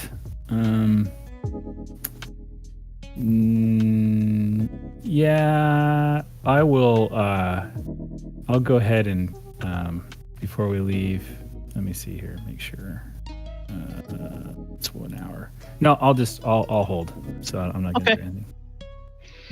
All right. When the rest of you get back from your excursions in town this evening, is there anything that you all wanted to do before you get ready? I go talk with Mulek for a minute. Okay. Got a message while I was out and about today. I'll have that book for you tomorrow. Oh, great. Yeah, my gift to you. And for everything you've done for us, man, as a group, since you've come along, it's been great. And I appreciate all your help and your friendship. Oh, same to you. Plus, we somewhat have a connection, so I mean, it's pretty cool, but we'll just, I guess, the deeper, we get into this foray, the more we'll find out. Yeah, for sure. But, you learning new spells lately? In fact, while you guys were gone, I just added a little nifty spell, where I could make one of us invisible for a minute. So it's not very long, but it's, in case, come in handy if we're caught in a jam and someone needs some help. You can already make people invisible though, can't you? Yeah, I can make people prior to this new spell I acquired, I could make someone invisible, but as soon as you did something, that the magic wasn't strong enough to keep you invisible, it would reveal you. Right. I could keep you invisible for longer, but as soon as you, attack somebody or, did something other than just like moving around and looking around, it would reveal your location. This one, you can do anything and you will remain invisible. But it's a much shorter period of time. So This seems like it, yeah, but that's awesome. yeah. Anything to increase my capabilities is good. The problem I'm finding is I'm limited to how much I can have prepared in one day. So I have to choose wisely. That's something I'm still working on. I imagine we all can't be Mordenkainen, and I just give a little wink and a laugh wherever he's at watching us. Yeah, right. It's like we all can't be the great, powerful Mordenkainen. Nope. I don't think anyone can ever. I don't think the world's big enough for another Mordenkainen. Oh, you mean his guys- ego? Where are you guys at? Back in the hotel? We're in the hotel in the room. Or Yeah, the suite. Yeah. in the suite. Falliger comes in. What are you Well, boys up to? Just shooting the shit, Falliger. What about you? Oh man, it's been a great day. I was fishing, caught some big river trout and panfish and a catfish. I wouldn't expect anything less of you. But I won 50 gold. I broke even pretty much at the gambling house. Hey, that's pretty good. That just paid for all our expenses that you've been throwing gold around at. That's just how I am. I can't help it. I learned from my uncle. He always taught me if you got it, you might as well use it because it ain't gonna do you any good on the other side. You should have seen this preteen I gave a brand new fishing pole and a hat to. He thought he won the lottery. You did a good thing today, I guess. Well, I don't know where the hell I was going to put a fishing pole. Probably couldn't take it with me. I was thinking about it. Bet you wouldn't roll me in dice, would you, Falliger? And I promise I won't use the loaded set. I'd roll you. I ain't afraid of you. We'll see about that. Mulek, you want to throw in? I'll bet you 1,000 gold right now. I beat you. 1,000 gold? I can't use magic now, Falliger. That'd be unfair.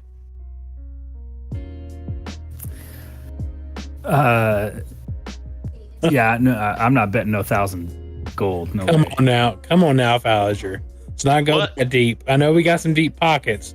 Let's not go that deep. How about 100? We'll keep it simple. 100 gold. All right. I guess we all can't be as masculine as me. I'll go 100 with you. Oh, look at you, Captain C. And I don't think that stands for charisma at this point. But all right, fine. What are we doing? Rolling dice.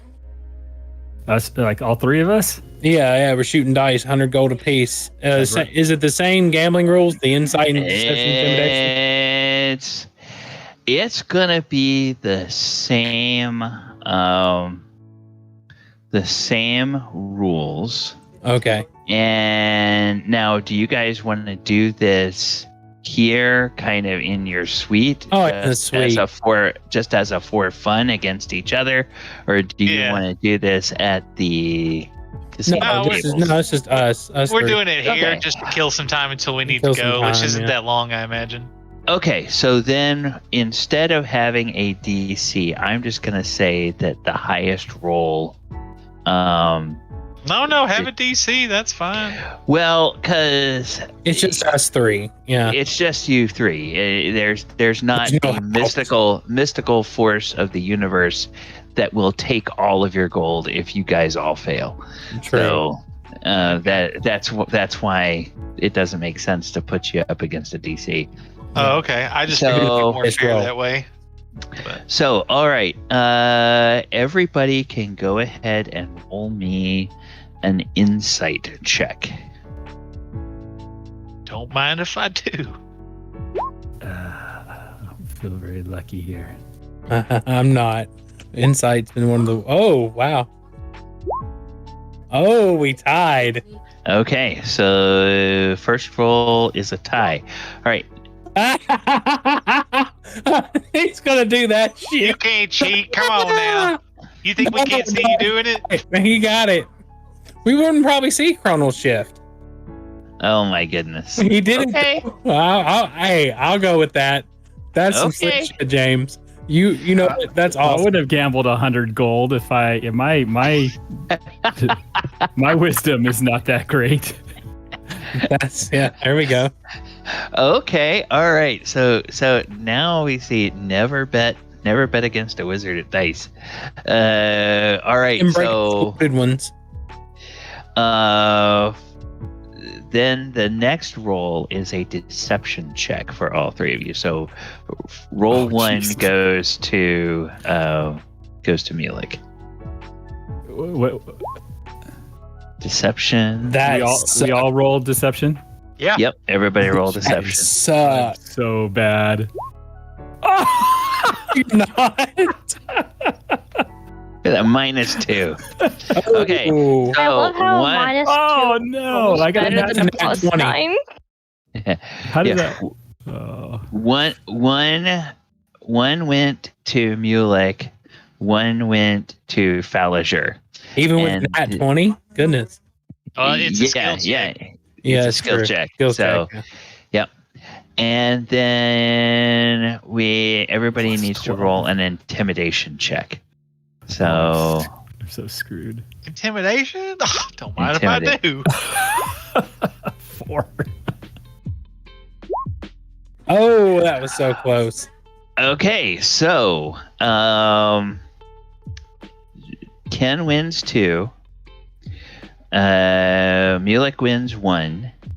And Thaldor wins 0. So, what that means is that Thaldor, you lose all the money that you bet. So you lose your 100 gold. That's fine.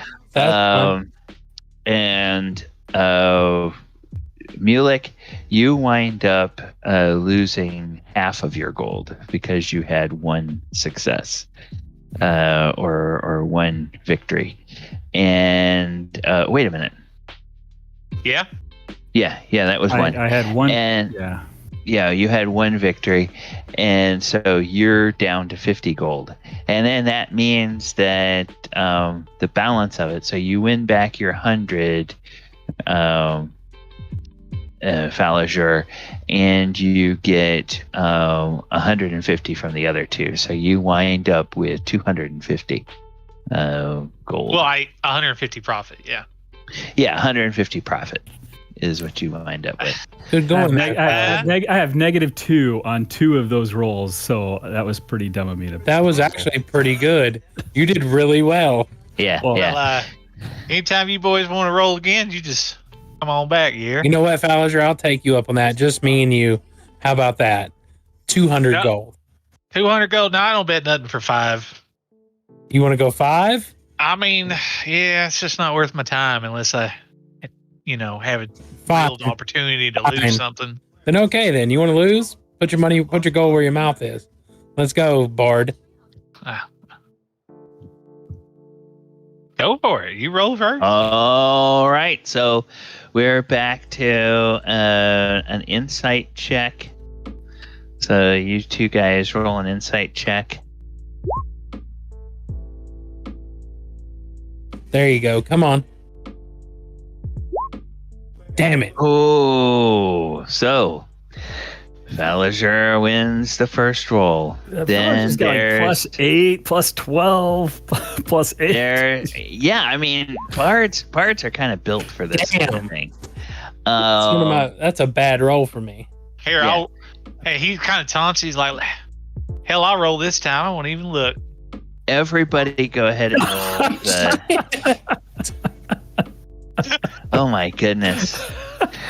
All right, so Ken or Faerun's won 2 in a row, and now the last one is an intimidation. So, oh my goodness. Thaldor's getting the thump down. Wow. Okay, Thaldor. It's fair. I gave him the 500 gold. It's fair. Yeah. Just throw him. I said, I'm going to bed. Screw it. What? No, we're not wait a minute. going to We bed. got to go to the casino. We're going to get dinner. Oh, we're going to get dinner. No, we go to the casino tomorrow. Yeah, but Well, tonight we got to go get some intel and get some dinner. Yeah, you're going to the Raven, the infamous Raven. Yeah, that's right. That's right. I know you ain't gonna. I'm not the one gonna go out there and tell Belle she can't have a steak dinner. We're going. Well, that's fair. Yeah, okay, let's go. But God, that hurt. Snort away and say, "Oh, steak dinner."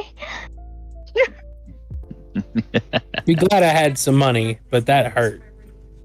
Okay. I walk up next to Thaldor and I say, I think your skills lies better in the, shifty hand stuff. Oh, he just would be glad I didn't pull out my loaded dice, asshole.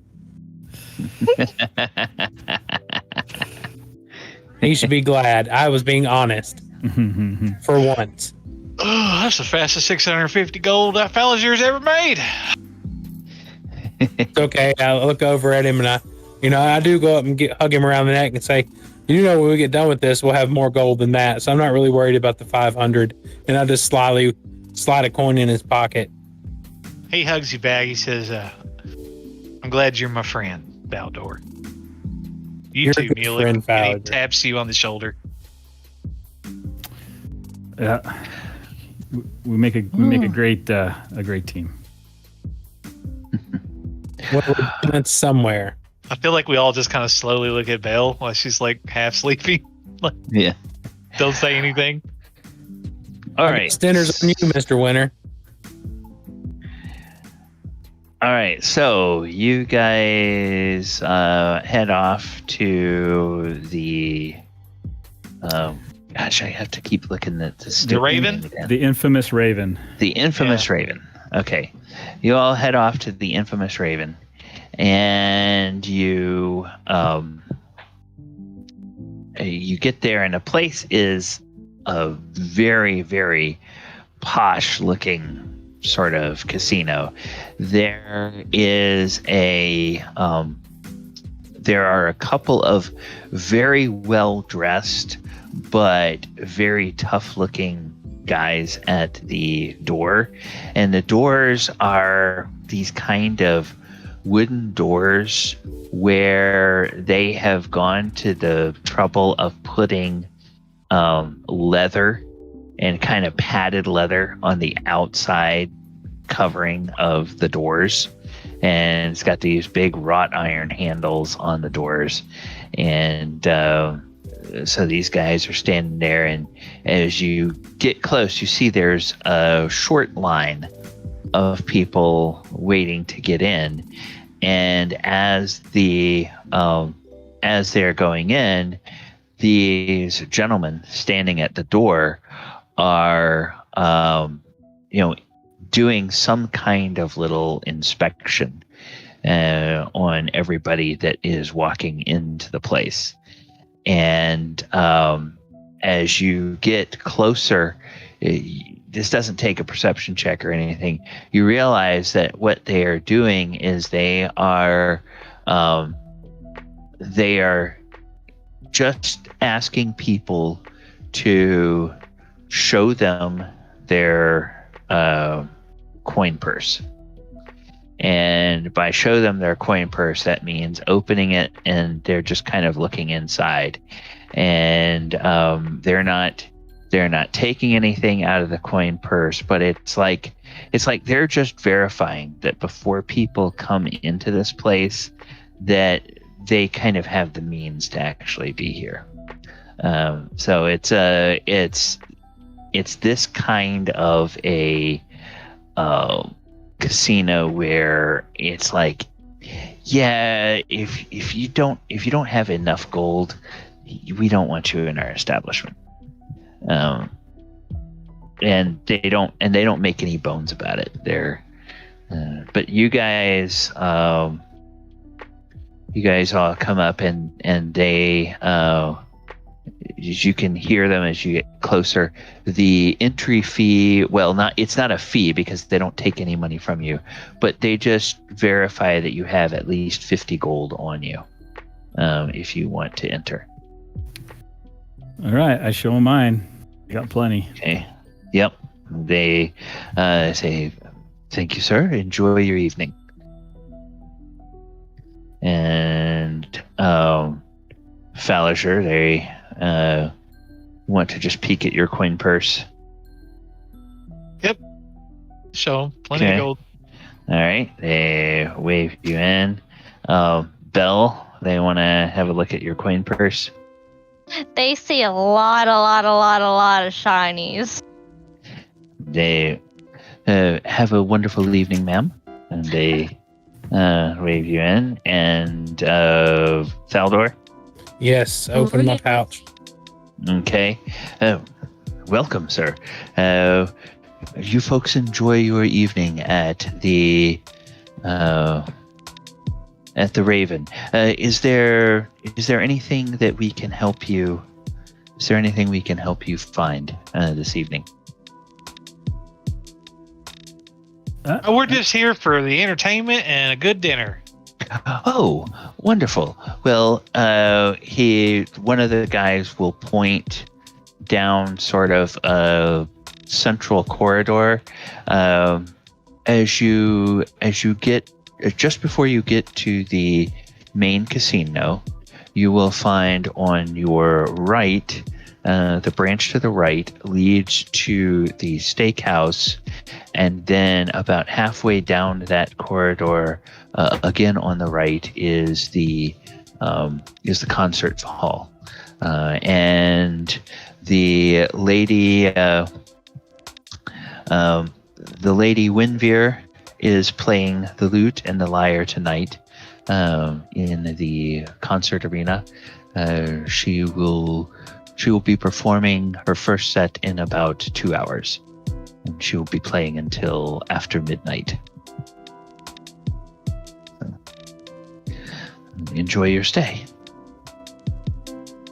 And then they just move on to the next people in line behind you. So as you walk in, this place is got, very fancy soft carpeting, and it's got ever burning torches as light sources. So they are torches in sconces, but you can tell that there's no heat being generated from them. So clearly this is like a continual flame effect or something like that. And there are candles that appear to be of the same variety of an actual non-heat producing, non-combusting flame that are in the chandeliers that hang in the center of the ceiling. This hallway that you enter in is probably about 20 feet wide, and it's got a vaulted ceiling that is maybe about 15 feet at the peak, and it's adorned on the sides. It's got suits of armor on the sides that all have pikes or halberds, and the visors are up, and you can see there's nobody inside the suits of armor. So clearly these are decorative suits of armor, but there's one about every 10 feet as you go down the hall. And about 30 feet in, you can see that about 30 feet in, you can see that there's an angled corridor branching off to the right and another one branching off to the left.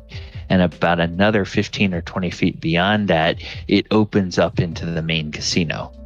And you can see from here that casino is well lit, and there's lots of tables. There's, basically dice tables, and there's card tables, and there's other kinds of gambling devices and stuff. And there's a bunch of people there, and there's servers walking around bringing drinks to different people. Of course, at this point in time, there's no slot machines or anything like that, so you don't have that going on. But there are different kinds of games of chance there. And as you get to that, as you get to the split in the corridors, you do see a sign on the right saying Steakhouse and Amphitheater, as it's called. or as they call it. And as you walk down that hallway, you will eventually get to another hallway to the right, which is just a sort of a little vestibule that leads to the Raven Amphitheater, as it's called. And there's double doors, and each door has a crystal pane inset into it. And as you look in, you can see that this is an indoor amphitheater. And there are, big chandeliers, and there's tiers of seats that are in here, but it's only the back few rows that are traditional theater type seats. All of the seating, probably from the stage up to about halfway back, is all like tables where people would sit 3 or 4 at a table and maybe have, you might be able to get drinks there, or you might be able to nosh on something there while you're watching the performance on the show. But the aromas of the steakhouse are coming from ahead of you. So you keep going there, and it opens up into this really beautiful steakhouse. Red velvet carpet on the floor, nice heavy wooden chairs around all the tables. The tables are all of dark polished wood. The chairs seem to be of the same polished wood with padded red upholstery on the backs and on the seats, and the backs of the chair and the legs of the chair are decorated with little like gold painted stripes around them, and tablecloths are nice and white and everything, and an attractive looking human female server who is probably in her 20s, you would guess, meets you and says, "Oh, gentlemen, lady, there will be 4 for dinner this evening?" Yes. "Oh, very well. Come with us, or come with me." And she says, "Would you all prefer a booth or a table?" Do we see the performers from this area, or are they in a different? No. The performers at the amphitheater, Lady Wyndvere, she will start in about 2 hours. If you are not finished with your meal in that time, we can help to move the remainder of your meal in there.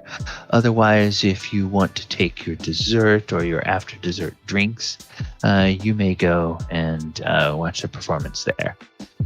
But I guess a booth. Well, I don't care. Falliger, you choose. I get the Falliger just like squeeze into the booth. Okay. All right. Well, she'll lead you guys to a booth, and again, you sit down in a booth, and it's all this red leather, and the backs are these very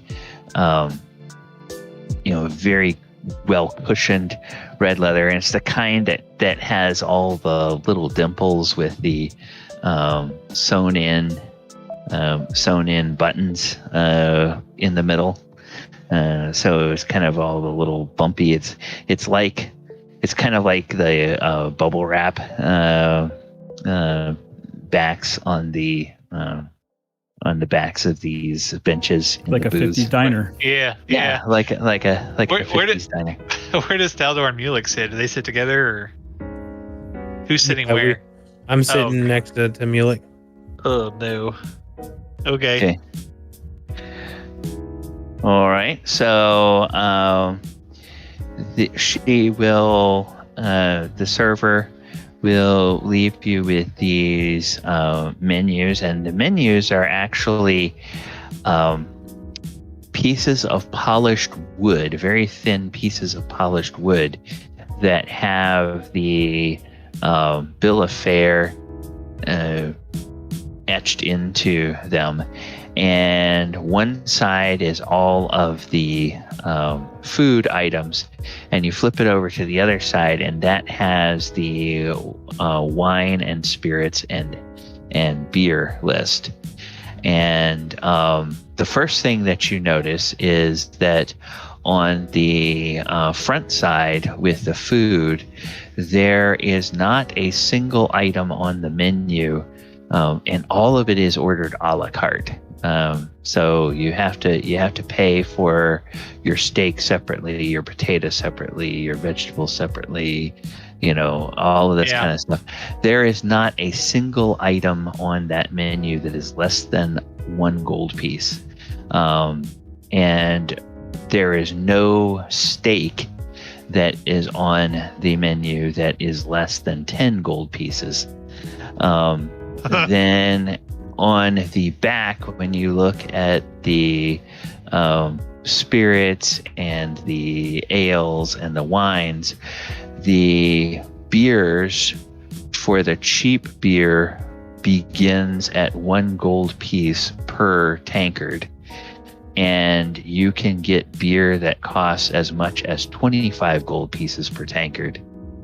And then when it comes to the wine ranges anywhere from about $10 for the bottle to, you can get wines that are over 1,000 gold for the bottle. And then the spirits start at 25 gold for the bottle, and they go up, and the highest priced spirits are even more pricey than the highest priced wines. Ah, damn! So we went to the biggest, most expensive casino in town. Fallinger just looks over at Bell and he says, "You can have whatever you want. I'm buying. You two boys." And he looks at him.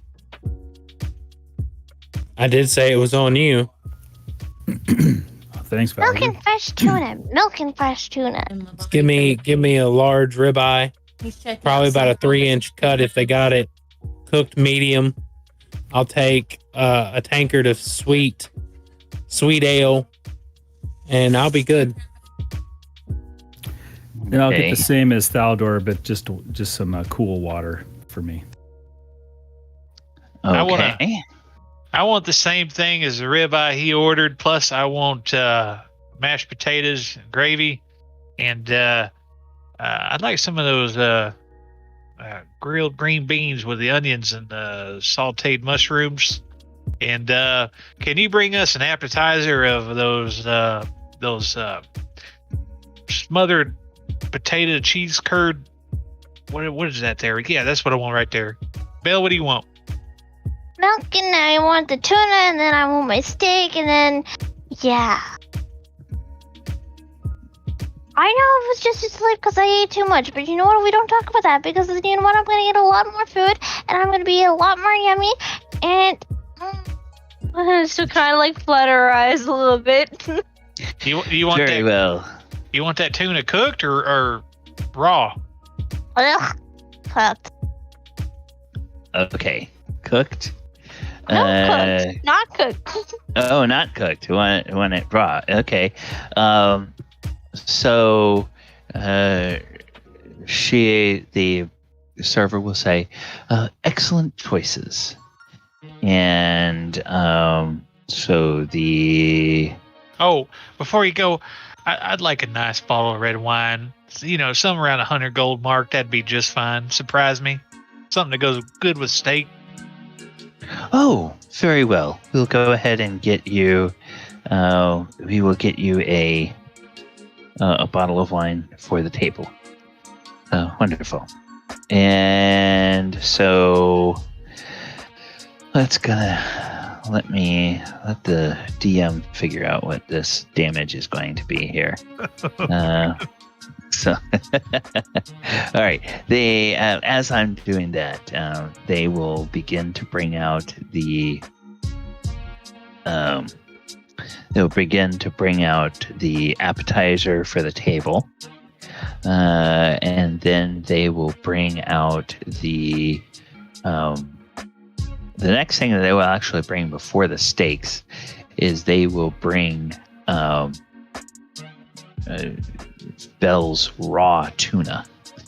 And Belle, your tuna comes on a bone china plate, and it is cool.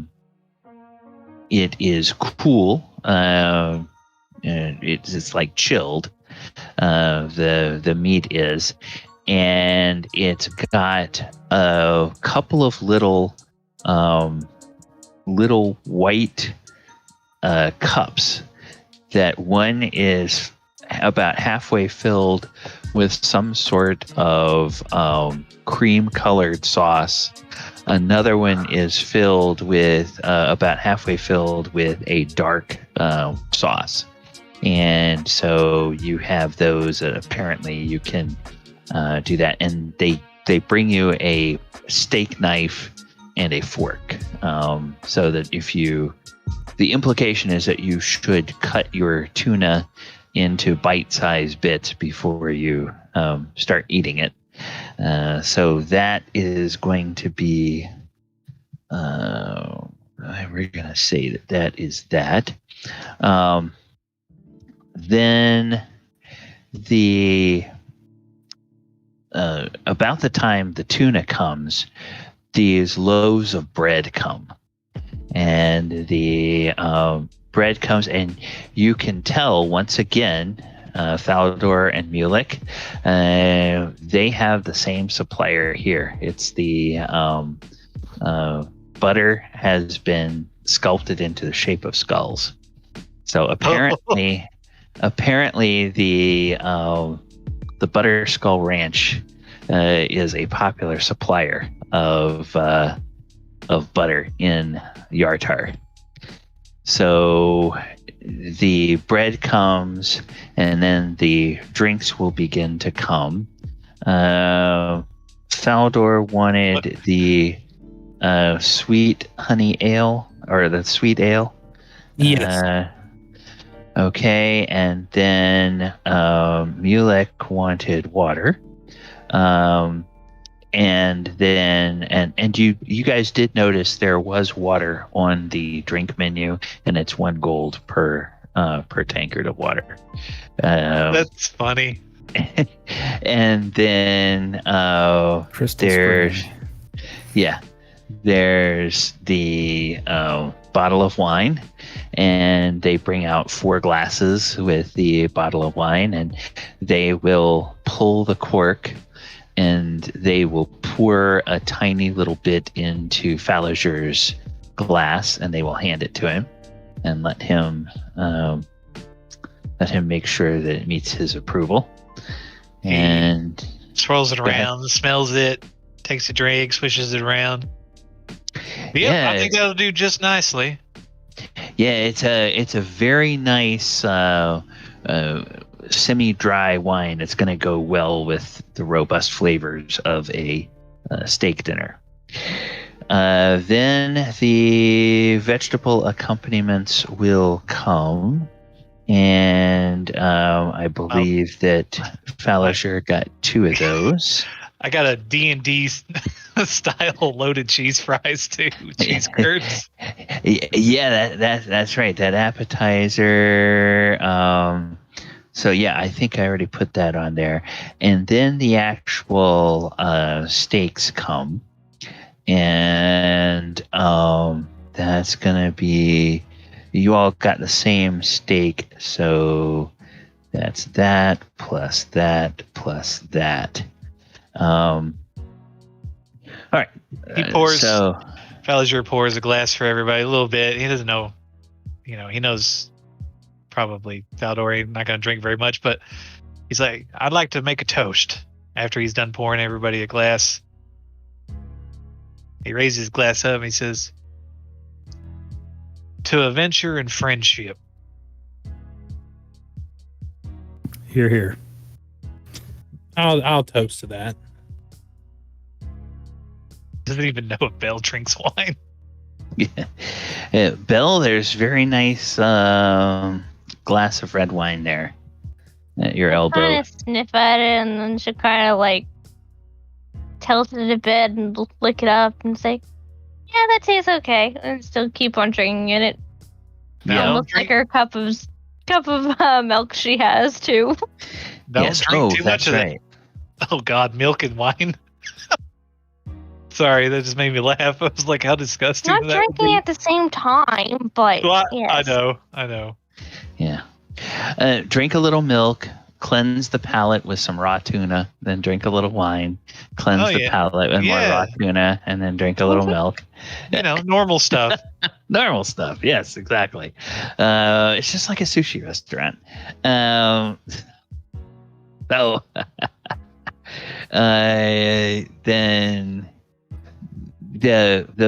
the everything is prepared scrumptiously. The vegetables, Faliger, they cook the vegetables here just enough so there's a little bit of heat, but they're not overcooked so that they're soggy. They still have that nice crispness to them, that makes them taste fresh, and they're lightly seasoned. So like maybe there's some little kind of oil, and then maybe some very light spices or seasoning on them. Not enough to be overpowering, but just very good. And the meat, Belle, this tuna is the most amazing tuna you have ever tasted. And I do have a question for you. Do you ignore the little cups with the sauces, or do you sniff at them, or do you try dipping some of the tuna in them? You'll probably ignore them, because tuna's tuna. Tuna's good by itself. Okay, all right. Which is fine. So those sit there unused.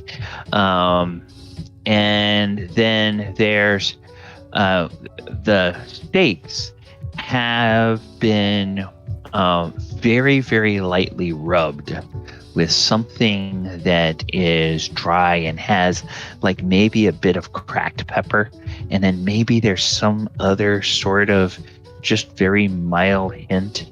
There's probably some salt, some cracked black pepper, and then maybe something else that's in there, but not a whole lot. And there's no accompanying sauces or anything like that to interfere with the flavor of this steak.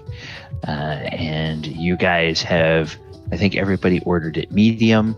So as you're cutting into it, it's a little bit juicy, and just as you get, kind of to the center, there's a little bit of pink, but otherwise it's very nicely cooked. And on the surface, the very top and the very bottom, there's a couple of little spots where it's just kind of been seared a little bit, but there's not too much of that searing, and there's nice flavorful fat that's on these cuts of steak. So it's just a very rich and sumptuous tasting meal. And then as you get towards the end of that meal, the server will come and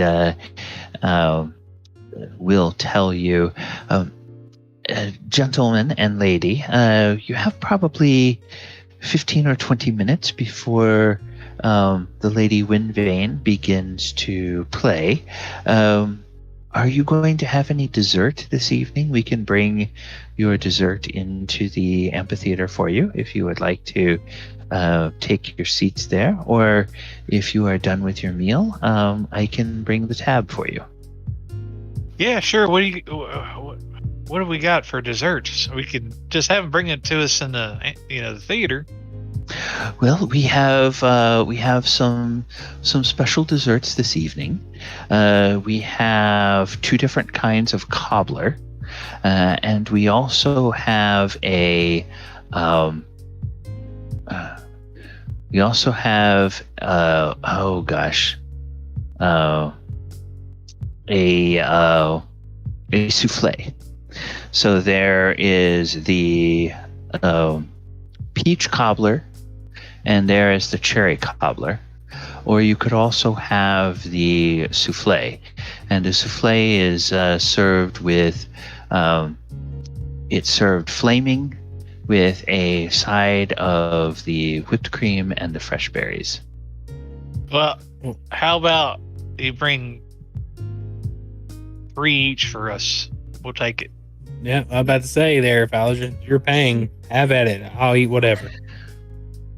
Okay, so bring 1 of each dessert. Yep. Okay, all right. And then we'll say Belle, since she had to drop off. Belle, between the tuna and the steak she ordered after the tuna, she just, oh no, I'm sorry, I can't have any more dessert.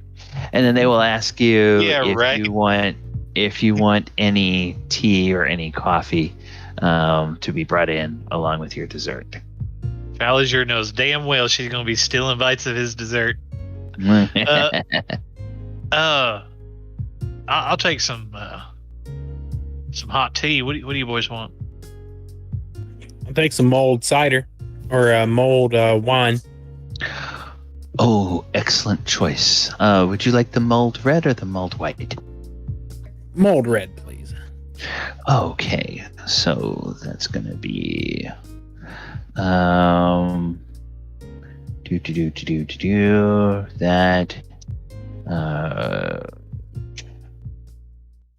and then Mulek, do you want any tea or coffee? Some herbal tea would do fine. Wonderful. And all right. Okay, and so they will you guys can go in, and there's as you all go in, you can tell that they sort of announce for the people who have been eating at the restaurant, they kind of get to go in first. And there's plenty of tables at this point. So Fowler, to sit at one of these tables, you can either sit up very close to the stage or anywhere up to about halfway back in the amphitheater. So how close would you guys want to be to the stage? I would say halfway, so I don't want to get recognized. Okay, all right. So there's the way this amphitheater is, there's like 12 different levels of the seating, and of course they gradually get wider and wider. So you're about 3 or 4 rows back, because then after the 6th row, it becomes the theater style seating to fill in the rest of the amphitheater. So yeah, you go about halfway back in the tables, and you can find one either more in the middle or off to one side. The sides seem to be where there's a little more shadow. So if you guys want to sit where you can be a little bit more hidden by the shadows, you can be off to either the stage left or stage right, as you want to be. And they will bring in the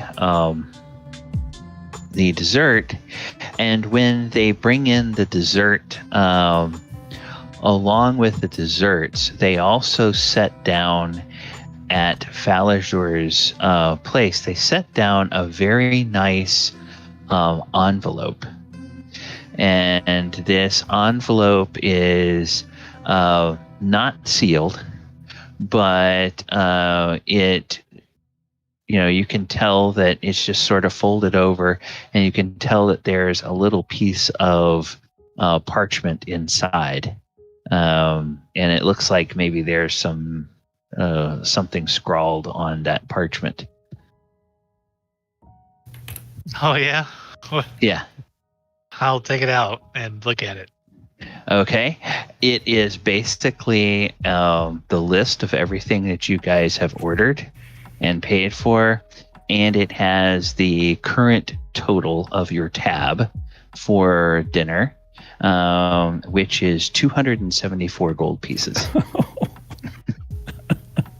He just slowly puts it back in the envelope and he doesn't say anything. He just smiles, looking forward. And he thinks to himself, well, it wasn't my gold. Laudor looks over at him and snickers and like, well, that's okay. Anytime you perform, just remember that contract and I get 10%. So we'll be even. Well, I was thinking it to myself. I didn't say nothing. Yeah, you didn't hear anything, Thaldur. Oh, great. So it's this is probably the most expensive D&D dinner any of you have ever had. I guess I tell my Uncle Dorzif here about this place. It was good. You're not sure if any dinner is worth 274 gold pieces, but it was good. Wait, isn't Aristocrat living like 10 gold a day? Yeah. So that, I mean, it's like, yeah, definitely this place must cater to the high rollers. And they give you the prices on the menu, so people who have a budget, they kind of know what they're getting into. Or they should know what they're getting into. Well, I mean, to be fair, one item was 100 gold, so. Yeah. One item was 100 gold. Didn't have to order that wine, Falliger, if you didn't want to. Well, anyway, be that as it may, we have about a few minutes after you guys get there and after they bring your dessert, and as you all, as Falliger and Mulek are steeping your tea in the little infuser, something happens, and all of the ever burning torches, they seem to dim a little bit, and the flame grows less, and the room sort of darkens, and then there's something happens back behind you, and they put these big concave mirrors, and they pull these hoods off of some very large torches, and these concave mirrors, they sort of catch the light and then focus the light down onto the stage. And there's some polite applause, and stepping out into the pool of the light from the spotlights is a very attractive, what did we say? I think she's a, okay, a very attractive elf female, and she is a high elf female. And she looks to be, it's hard to tell with elves.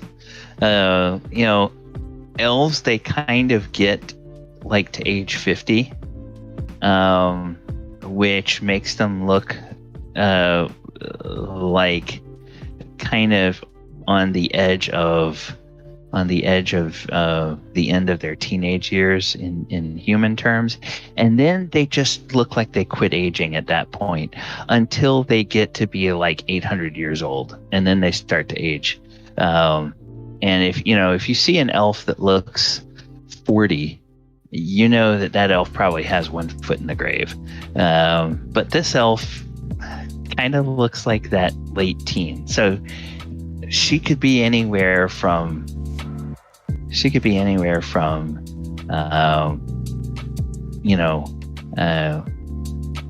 or 60 at this point to being several hundred years old.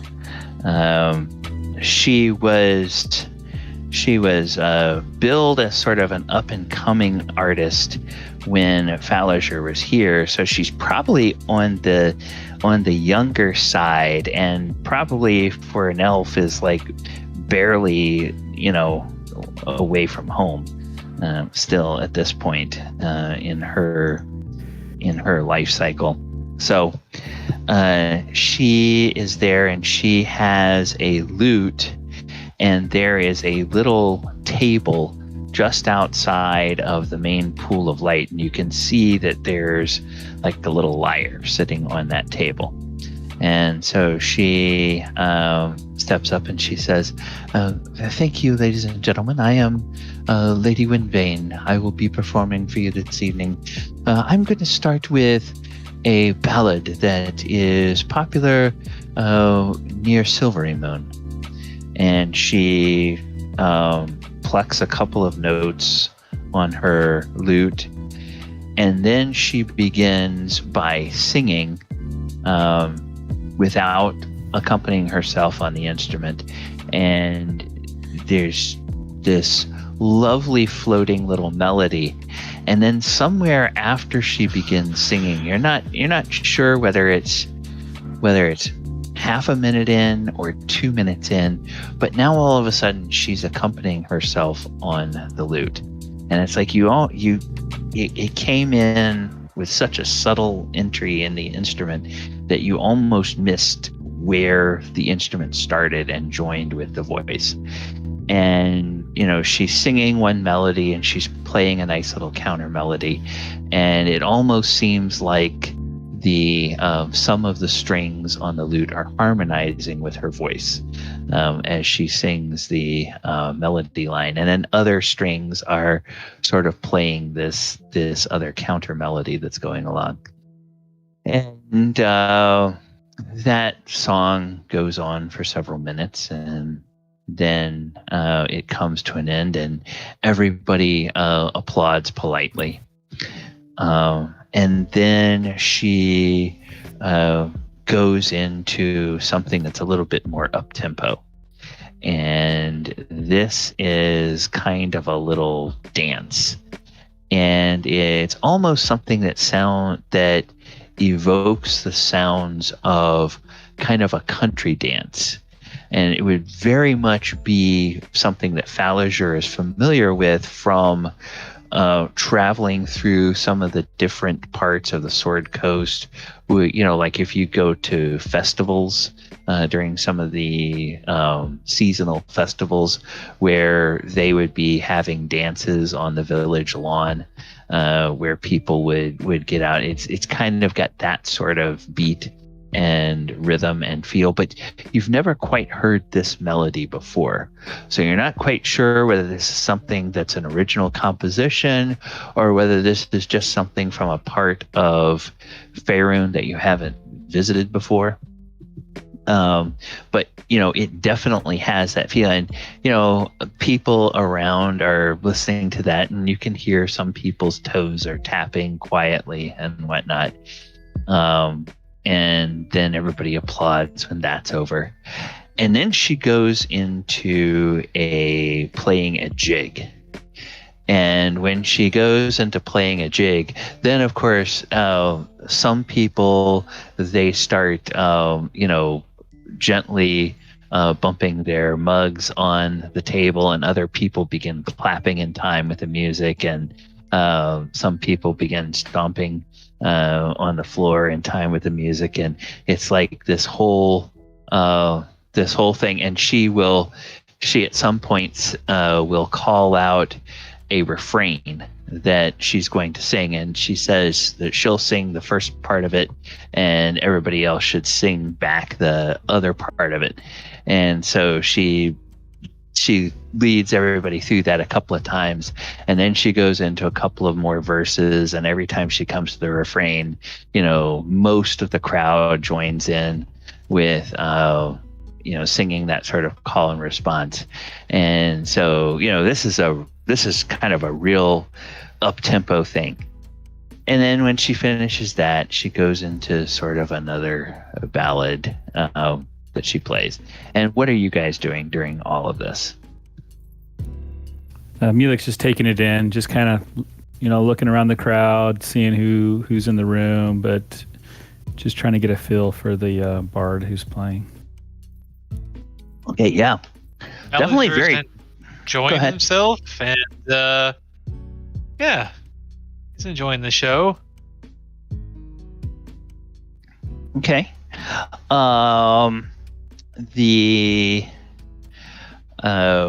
She will play for close to an hour, and during that time, there's probably 70% of the songs that she performs are performed with the lute. And then she will put the lute down and she will pick up the lyre, this sort of little handheld harp, and she will play. She plays one song that she says is a lullaby from her homeland. And she will play that, and she sings with that, and that's she's got a very lovely sort of lilting voice on that lullaby. And then she plays another piece that's all instrumental on the lyre, and it just is kind of like this fiery little up-tempo thing that she will play. And then after an hour, she will announce that she's about to play her last song of this set, and that she will be taking a break, and she will be back in about 20 or 30 minutes to play her next set. And so she will go in, and that last song that she plays is something very up-tempo, evokes that village dance or village jig or reel once again, and has everybody clapping along, and people are singing along with parts of it and whatnot. And then that ends with a rousing flourish on the lute. And as she finishes, most people just stand up and give her a big standing ovation. And then as they do, the house lights begin to come up again. And then she takes a bow and she walks off the stage and back behind the curtain. So what would you guys do at that point? Mulek's gonna try and see how he might be able to get to some type of dressing room or private room, or kind of see where Wyndvere heads to, see if there's a way to get to where she went. Okay. Would a Falliger and Thaldor gone with you, or would we have thought it'd be better just to stay put? I'll get up and I'll announce. I'm like, I'm gonna try and have a conversation with her. You guys are welcome to join me. Or what do you want to do, Thaldor? If he's wanting to come with, that's fine. But if he needs, if this is something that he needs to do by himself, I'm all for sitting here and enjoying the atmosphere. Me and you sharing another ale. This time I'll pay. Well, it's up to you, Mulek. You want us to come with you just in case, or so we can stay here? Well, if you don't see me in 30 minutes, come looking for me. We'll do that. All right. Okay. So Mulek, you make your way over to the edge, and there's, of course, like the little gutters and stairs that you can go down towards the edges of the stage. And there's a curtain hanging there, and you walk up there and you don't see anybody, and you push open the curtain and you walk through, and you see that there's a little antechamber in here. It's a little hallway about 15 feet long and a bit more than 5 feet wide, and there's stairs leading up to the side of the front of the stage here. And at the other end of this, there's another heavy black curtain that is hung there, but standing in front of that heavy black curtain, there is another one of these very well-dressed bouncer types like you saw at the front door, and he's just standing there with his arms crossed in front of him, and he says, "Good evening, sir. May I help you?" Yes, the name's Mulek. Trying to see if I could have a word with Lady Wyndvere for a short bit. Is Lady Wyndvere expecting you? No, she is not. Oh, well, I'm afraid that she usually doesn't speak with patrons during the show. She will sometimes make exceptions, and when he says that, he sort of turns one of his hands out and holds his palm out flat, just sort of in the universal sign of, you put enough gold in my hand, and you can get back there. Can I do an insight check to kind of get a feel of how much he's expecting, or how much you sure can? Would, how much it would take? You sure can. 15. That's good enough. It almost surprises Mulek from the he saw the prices on the menu. He has seen how expensive everything in this place is. But you get the feeling like, maybe for as little as 15, and definitely for as little as 20 gold, this guy will let you back there.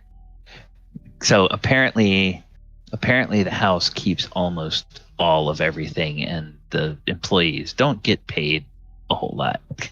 All right, I'll give him. Relatively speaking. I'll put 20 gold in his hand. Oh, he says, yes, sir. And he pulls the curtain aside. He says, it's the second door on the left. Just knock 3 times in rapid succession and wait for her to ask you to enter. Oh, thank you, kind sir. What was your name? Oh, my name's not important, sir. You have a good evening. Well, I'll make sure I know what he looks like really well, because I might want to, share that with my buddy Thaldor. Okay. Yeah. You size him up and everything, and he genuinely seems very appreciative of your contribution to the cause, if you will. All right. I'll head down. I'll head down to the second doorway on the left, and I'll knock 3 times really quick. Okay. Then a few seconds later, come in. A melodious female voice says. I'll slowly open the door and proceed to do, I guess, present any kind of sign or phrase or something to indicate to her that I am a member of the Harpers, so that I don't totally surprise her as some kind of just totally random guy. Do you have a Harper symbol on you, or Harper's insignia? I don't know. In my backstory, I did work for the Harpers, so I probably would have. Okay. Then you would know some sort of little hand sign that would, it's kind of something that the Harpers have sort of picked up from Thieves' Cant, but it's a special hand sign that the Harpers use when they want to silently signal to another member of their order, and yet not be terribly obvious about it. So I'll kind of just show that sign as I'm coming in, just so as to not startle her as much, having a stranger come into her room. A smile brightens on her face, and she says, "Oh, friend, come in. Shut the door behind you." I shut the door. And if you're here on business, you should lock the door. I'll go ahead and lock the door. Okay. Come in. I am the Lady Wyndvere. I don't think we've met. She stands up and extends a hand out to you. I'll walk up and I'll gently take her hand and kiss it kiss her hand lightly, and I'll say, Lady Wyndvere, pleasure to meet you. My name is Mulek. I believe we have a common acquaintance, Ruskin from Neverwinter. Oh, yes, you're a friend of Ruskin. Oh, he is such a lovely gentleman. Please sit down. And she offers you a space. Oh, would you like some water? Sure. Yeah, I won't be here very long. Oh, well, very well. And so she reaches over and she opens up a little chest, and she pulls out a crystal goblet, and she takes some tongs and she reaches into another part of the chest, and she pulls out some, they're not cubes, but they're chunks of ice. And then out of a crystal decanter, she will pour some water in, and she'll slide the goblet over towards you, and then she pours a little more water into her own goblet. And you see that she has a little twist of lemon in her goblet. She says, I find the lemon always helps my voice after the first set. And after the second set, I will switch to hot tea. By that time in the evening, my voice is getting a little bit more tired, and I need a little bit something stronger than water. But please, what brings you to Yartar? And what news do you have from Ruskin? Oh, yes. Thank you. I don't want to take too much of your time. By the way, beautiful singing out there. I'm not a singer myself, but what I witnessed was marvelous. You definitely have the talent. Oh, well, thank you, dear. Thank you for giving me a few minutes of your time. Me and my friends have recently come to town, and we're trying to find some information. And I reached out to Ruskin. I used to work with good old Mr. Ruskin a little ways back, and I reached out to him for assistance, and he mentioned that you might be able to assist, or you might have some information that we're seeking. Okay. So we are looking for a particular storm giant who has been, shall we say, kidnapped or imprisoned. I believe that his wife, the queen, has been murdered. And oh, dear. The information leads us to this town. Oh, my goodness. It's a particular storm giant. You wouldn't happen to know who that is? King Hecaton. And then she, ring a bell. Her eyes widen, and she like puts her hands over her mouth, and there's an intake of breath, and she says, King Hecaton has been kidnapped, and Queen Neri has been murdered? Do you have proof of this? I mean, I have not witnessed it, but this is what I've been told. And my friends have come to, we basically have kind of formed an alliance with the giants, and they had asked us to help them in this matter, or help us in this matter, should I say? And it seems to be something that may be intertwined with a much greater evil that may be occurring in this land. And so basically, we're just looking for some information that might help us. And I don't know if you have heard anything or know of anyone who has had dealings with this King Hecaton or this Queen Neri recently. Or any other storm giants. Well, I do know that there is an organization that has drawn the attention not only of ourselves in the Harpers, but also of the Lord's Alliance. It's an organization that called themselves the Kraken Society.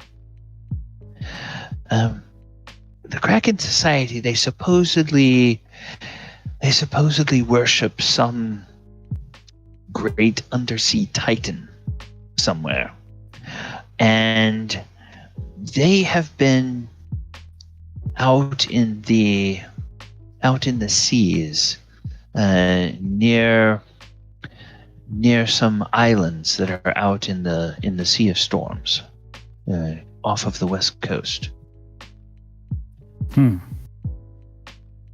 They have a ship that was spotted going out there, and spies talked to some of the crew in the guise of workers on the docks and everything, and there were some incongruities in the stories about where they were going and what they were doing. They said they were taking cargo across the Sea of Storms, but their holds were emptied. I don't know if they were taking cargo somewhere. Doesn't seem like they would be going with an empty hold, does it? No, that does sound strange. You said they were taking cargo across the Sea of Storms, you said? Yes. Sea of Storms, but their holds were empty. What did they make of this? Well, there was not really enough to go on, but the agents just thought it bore watching. So we made some contacts by, you look like a man who knows your way around a spell book. They made some magical contacts with some folk across the Sea of Storms and just asked them to be on the lookout. And that ship has been at sea quite a while. And the interesting thing is, even though we know its markings, and a couple of the people on the ship were known to them, nobody has been able to scry it. So this ship is, even had it sunk to the bottom of the ocean, we would be able to see that, presumably, unless the ship itself is somehow shielded from scrying. Any ship that claims to be delivering cargo has empty holds and is screened from being scryed upon. I think that sounds a little bit suspicious, don't you? It does. Were they able to see the holds empty or walk through the empty holds, or were they? How did they discover that the holds were empty? Yes, one of the persons who acts in the guise of a port authority official out of actually Luskin, to the north of Neverwinter. He is one of our operatives, and he would not allow the ship to leave port until there was an inspection, and he was bribed a couple of 100 gold to keep his mouth shut about the fact that the holds were empty. So, needless to say, once we learned that the ship was not scryable, we relocated that agent because we thought that anybody who's going to that much trouble might try to go and eliminate any loose ends. So he was bribed to say that the holds were empty? No, he was bribed to certify that the holds had... certify the manifest of cargo which did not exist. Gotcha. Was on board. Gotcha. And what was the name of this ship? The name of this ship. This ship is a rather strange name. It's called the Morkoth. Morkoth. Okay. Yes. And no one has seen it since it left Luskin. No. And the only tie to our King Hecaton is that this ship is tied to this Kraken society that worships this undersea titan, and they have, I guess, they're anti-giant or have a conflict with the storm giants, or... Well, the Kraken Society is, of course, rumored to be in league with one of the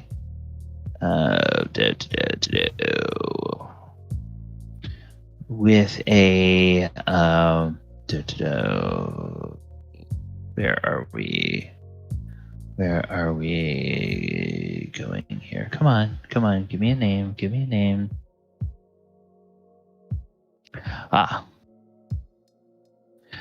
Okay. They are rumored to actually worship a titan, which is known as a kraken. Right. If you've hopefully you've never had the chance to actually be very close to a kraken. No, I have not. Imagine you've heard of creatures called aboleths. Yes. Imagine an aboleth with the size and the power of a deity. That's basically what a kraken is. Yes. I'm a little familiar from some of the studies. So these Kraken Society people are rumored to worship that. Now, what a kraken would want, the madness that they represent, who knows? They may have a beef with giants, and it may just be that they don't like other intelligent beings that live under the sea. That makes sense. King Hecaton has a castle called Maelstrom that is at the bottom of the trackless sea. Yes, I was recently there. Oh, okay. Yes, you mentioned that you were in league. So you actually were at Maelstrom, and they requested you and your party to continue the search for King Hecaton. To help them, yes, and all points lead to Yartar, and so we're trying to find what has or had occurred here.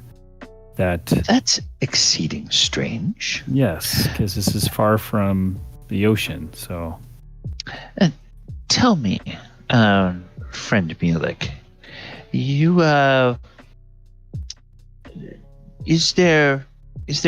there any details that you would like for the Harpers to know?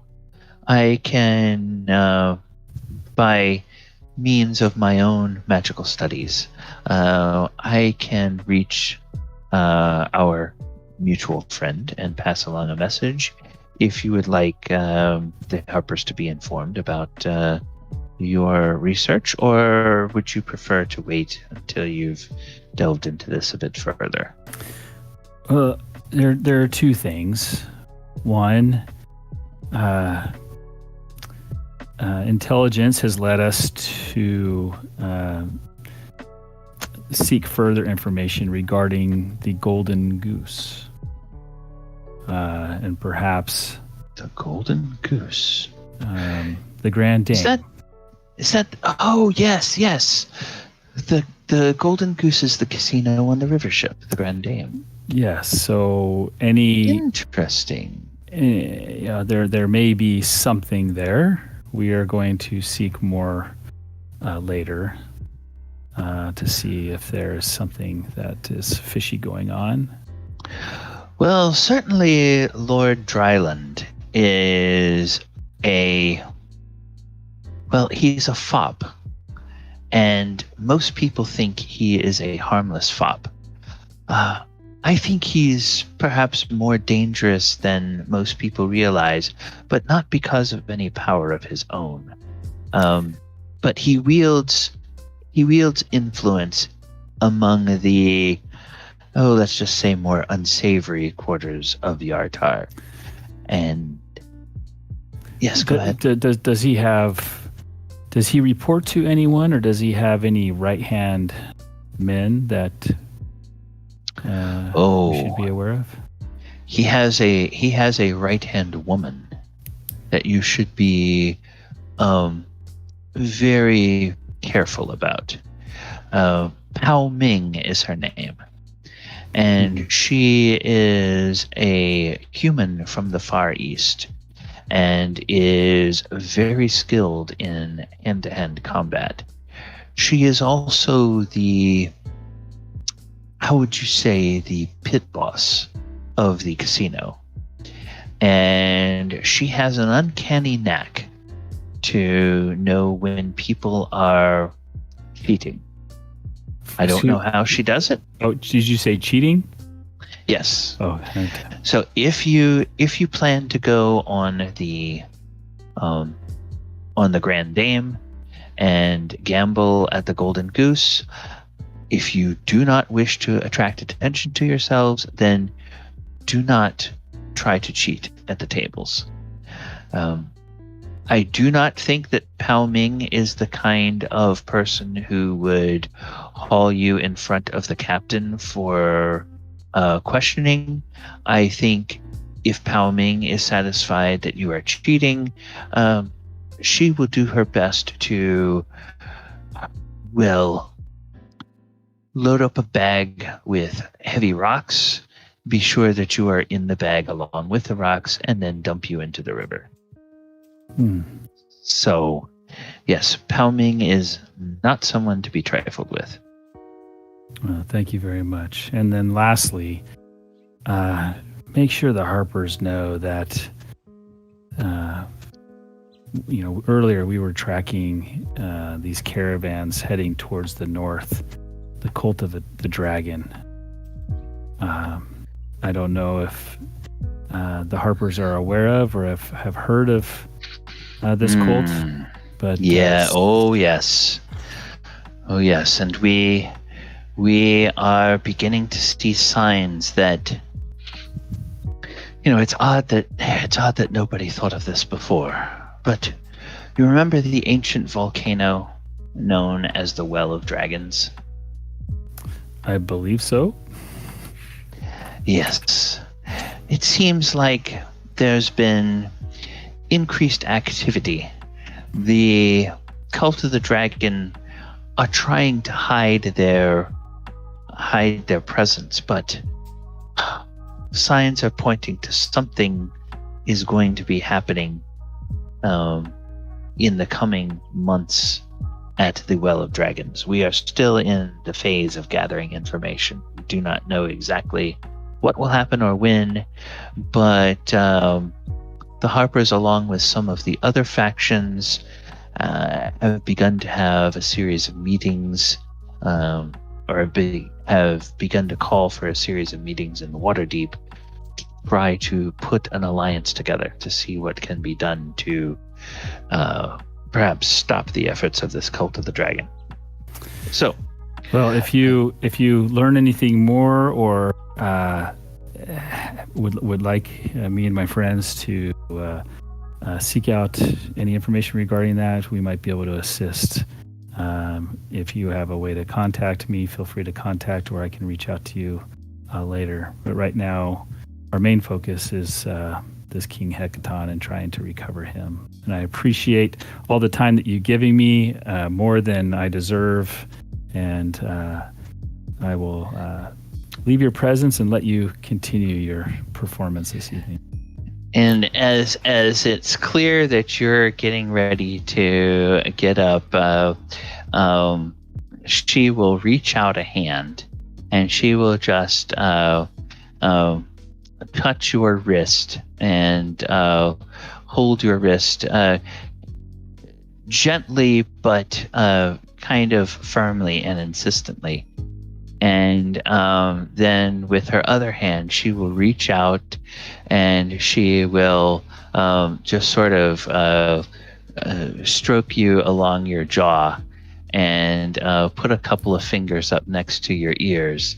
And she will just look into your eyes and she will say, "I will not easily forget your face. I will be able to contact you if need be. And feel free to contact me by any means you have, anytime you want." And she gives you a little wink, and then she takes her hands off of your face and off of your wrist, and she gives you a coy little smile. And I'll blush and divert my eyes and turn around and let myself out. Okay, and as you let yourself out, you just sort of hear this little chuckle from her, and as though she finds your reaction amusing. So, all right, okay, well, that bit of business took a bit longer than I expected. Looks like we're a little bit over time. So what we will do is we will pick up next time with you guys at the club there. If Mulek can download whatever he wants to download to the group there, or you guys can head back to the Fat Dragon. We will decide what you want to do at that point. And then, viewers, thank you guys all so much for being with us this evening. We hope you have enjoyed our session. As you see tonight, there was a lot of heavy RP because the party is in investigation mode, and they are trying to track down some of. They kind of know where their quarry is, but they don't quite know, how all the dots should be connected yet. And this is where they are headed. So join us next week if you want to find out what happens in the Sword Coast Chronicles. And our friend Paul is not here tonight, but so we will throw it over to Michael. And Michael, let everybody know what's coming up on the Doors of Fear channel between now and next Thursday, if you will. I will end up playing something this week. I've kind of neglected, streaming lately, health and doing other things, but I'll get back to it sometime this week and start playing some games. Maybe some Sea of Thieves, some fun adventure games, but just come check me out on my channel. Okay, and here on this channel, we are done for a couple of weekends with the interruptions from MLS and NWSL soccer matches. So we will be having our regular slate of games Saturday night. We will have our second edition Saturday night Greyhawk game. That's at 7:30 p.m. Eastern right here on this channel. In that game, we are going through the original Temple of Elemental Evil adventure, and our party of intrepid adventurers is having quite a bit of fun exploring that. I planned that campaign to be kind of a greatest hits of all of the real fun adventures from the old versions of D&D. So if you want to see what those adventures were like in the original, come and join us on Saturday nights for that. Then on Sunday afternoon, we will be here for our Walker of Waterdeep. That is our 5th edition Planeswalking campaign, where we cross the streams of lore between Magic the Gathering and D&D 5th edition. So come and join us for that. And then on Monday night, we will be doing Monster Monday. And I decided to get smart this week. I decided that I was going to tease the next Monster Monday at the end of the current Monster Monday. So I do know what we are doing on Monday night, and we are doing the history of the Zorn. That is the really super oddball elemental creature that has 3 arms, 3 legs, 3 eyes, and 1 big mouth at the top of his head. And so we're going to look at the history of that creature and all the different variants throughout the editions of D&D. And then we're going to talk a little bit about how you would use that, or some ideas of using that monster in a campaign, tactics for fighting against the monster, and then ideas for reskinning the monster to turn it into something unique for your table that your players have never seen and other players will never get a chance to see again. So that is going to do it for tonight. We hope you have enjoyed it. We hope you will join us again next week. I'm going to turn the music back up, and then I'm going to go and I'm going to look to see if there's somebody else that is streaming some D&D that we can go ahead and raid their stream. So let's go ahead over here, and we will we'll look at this, and we will go to the Dungeons and Dragons, and we will let's take a look and see. There's a few people that are on. All right.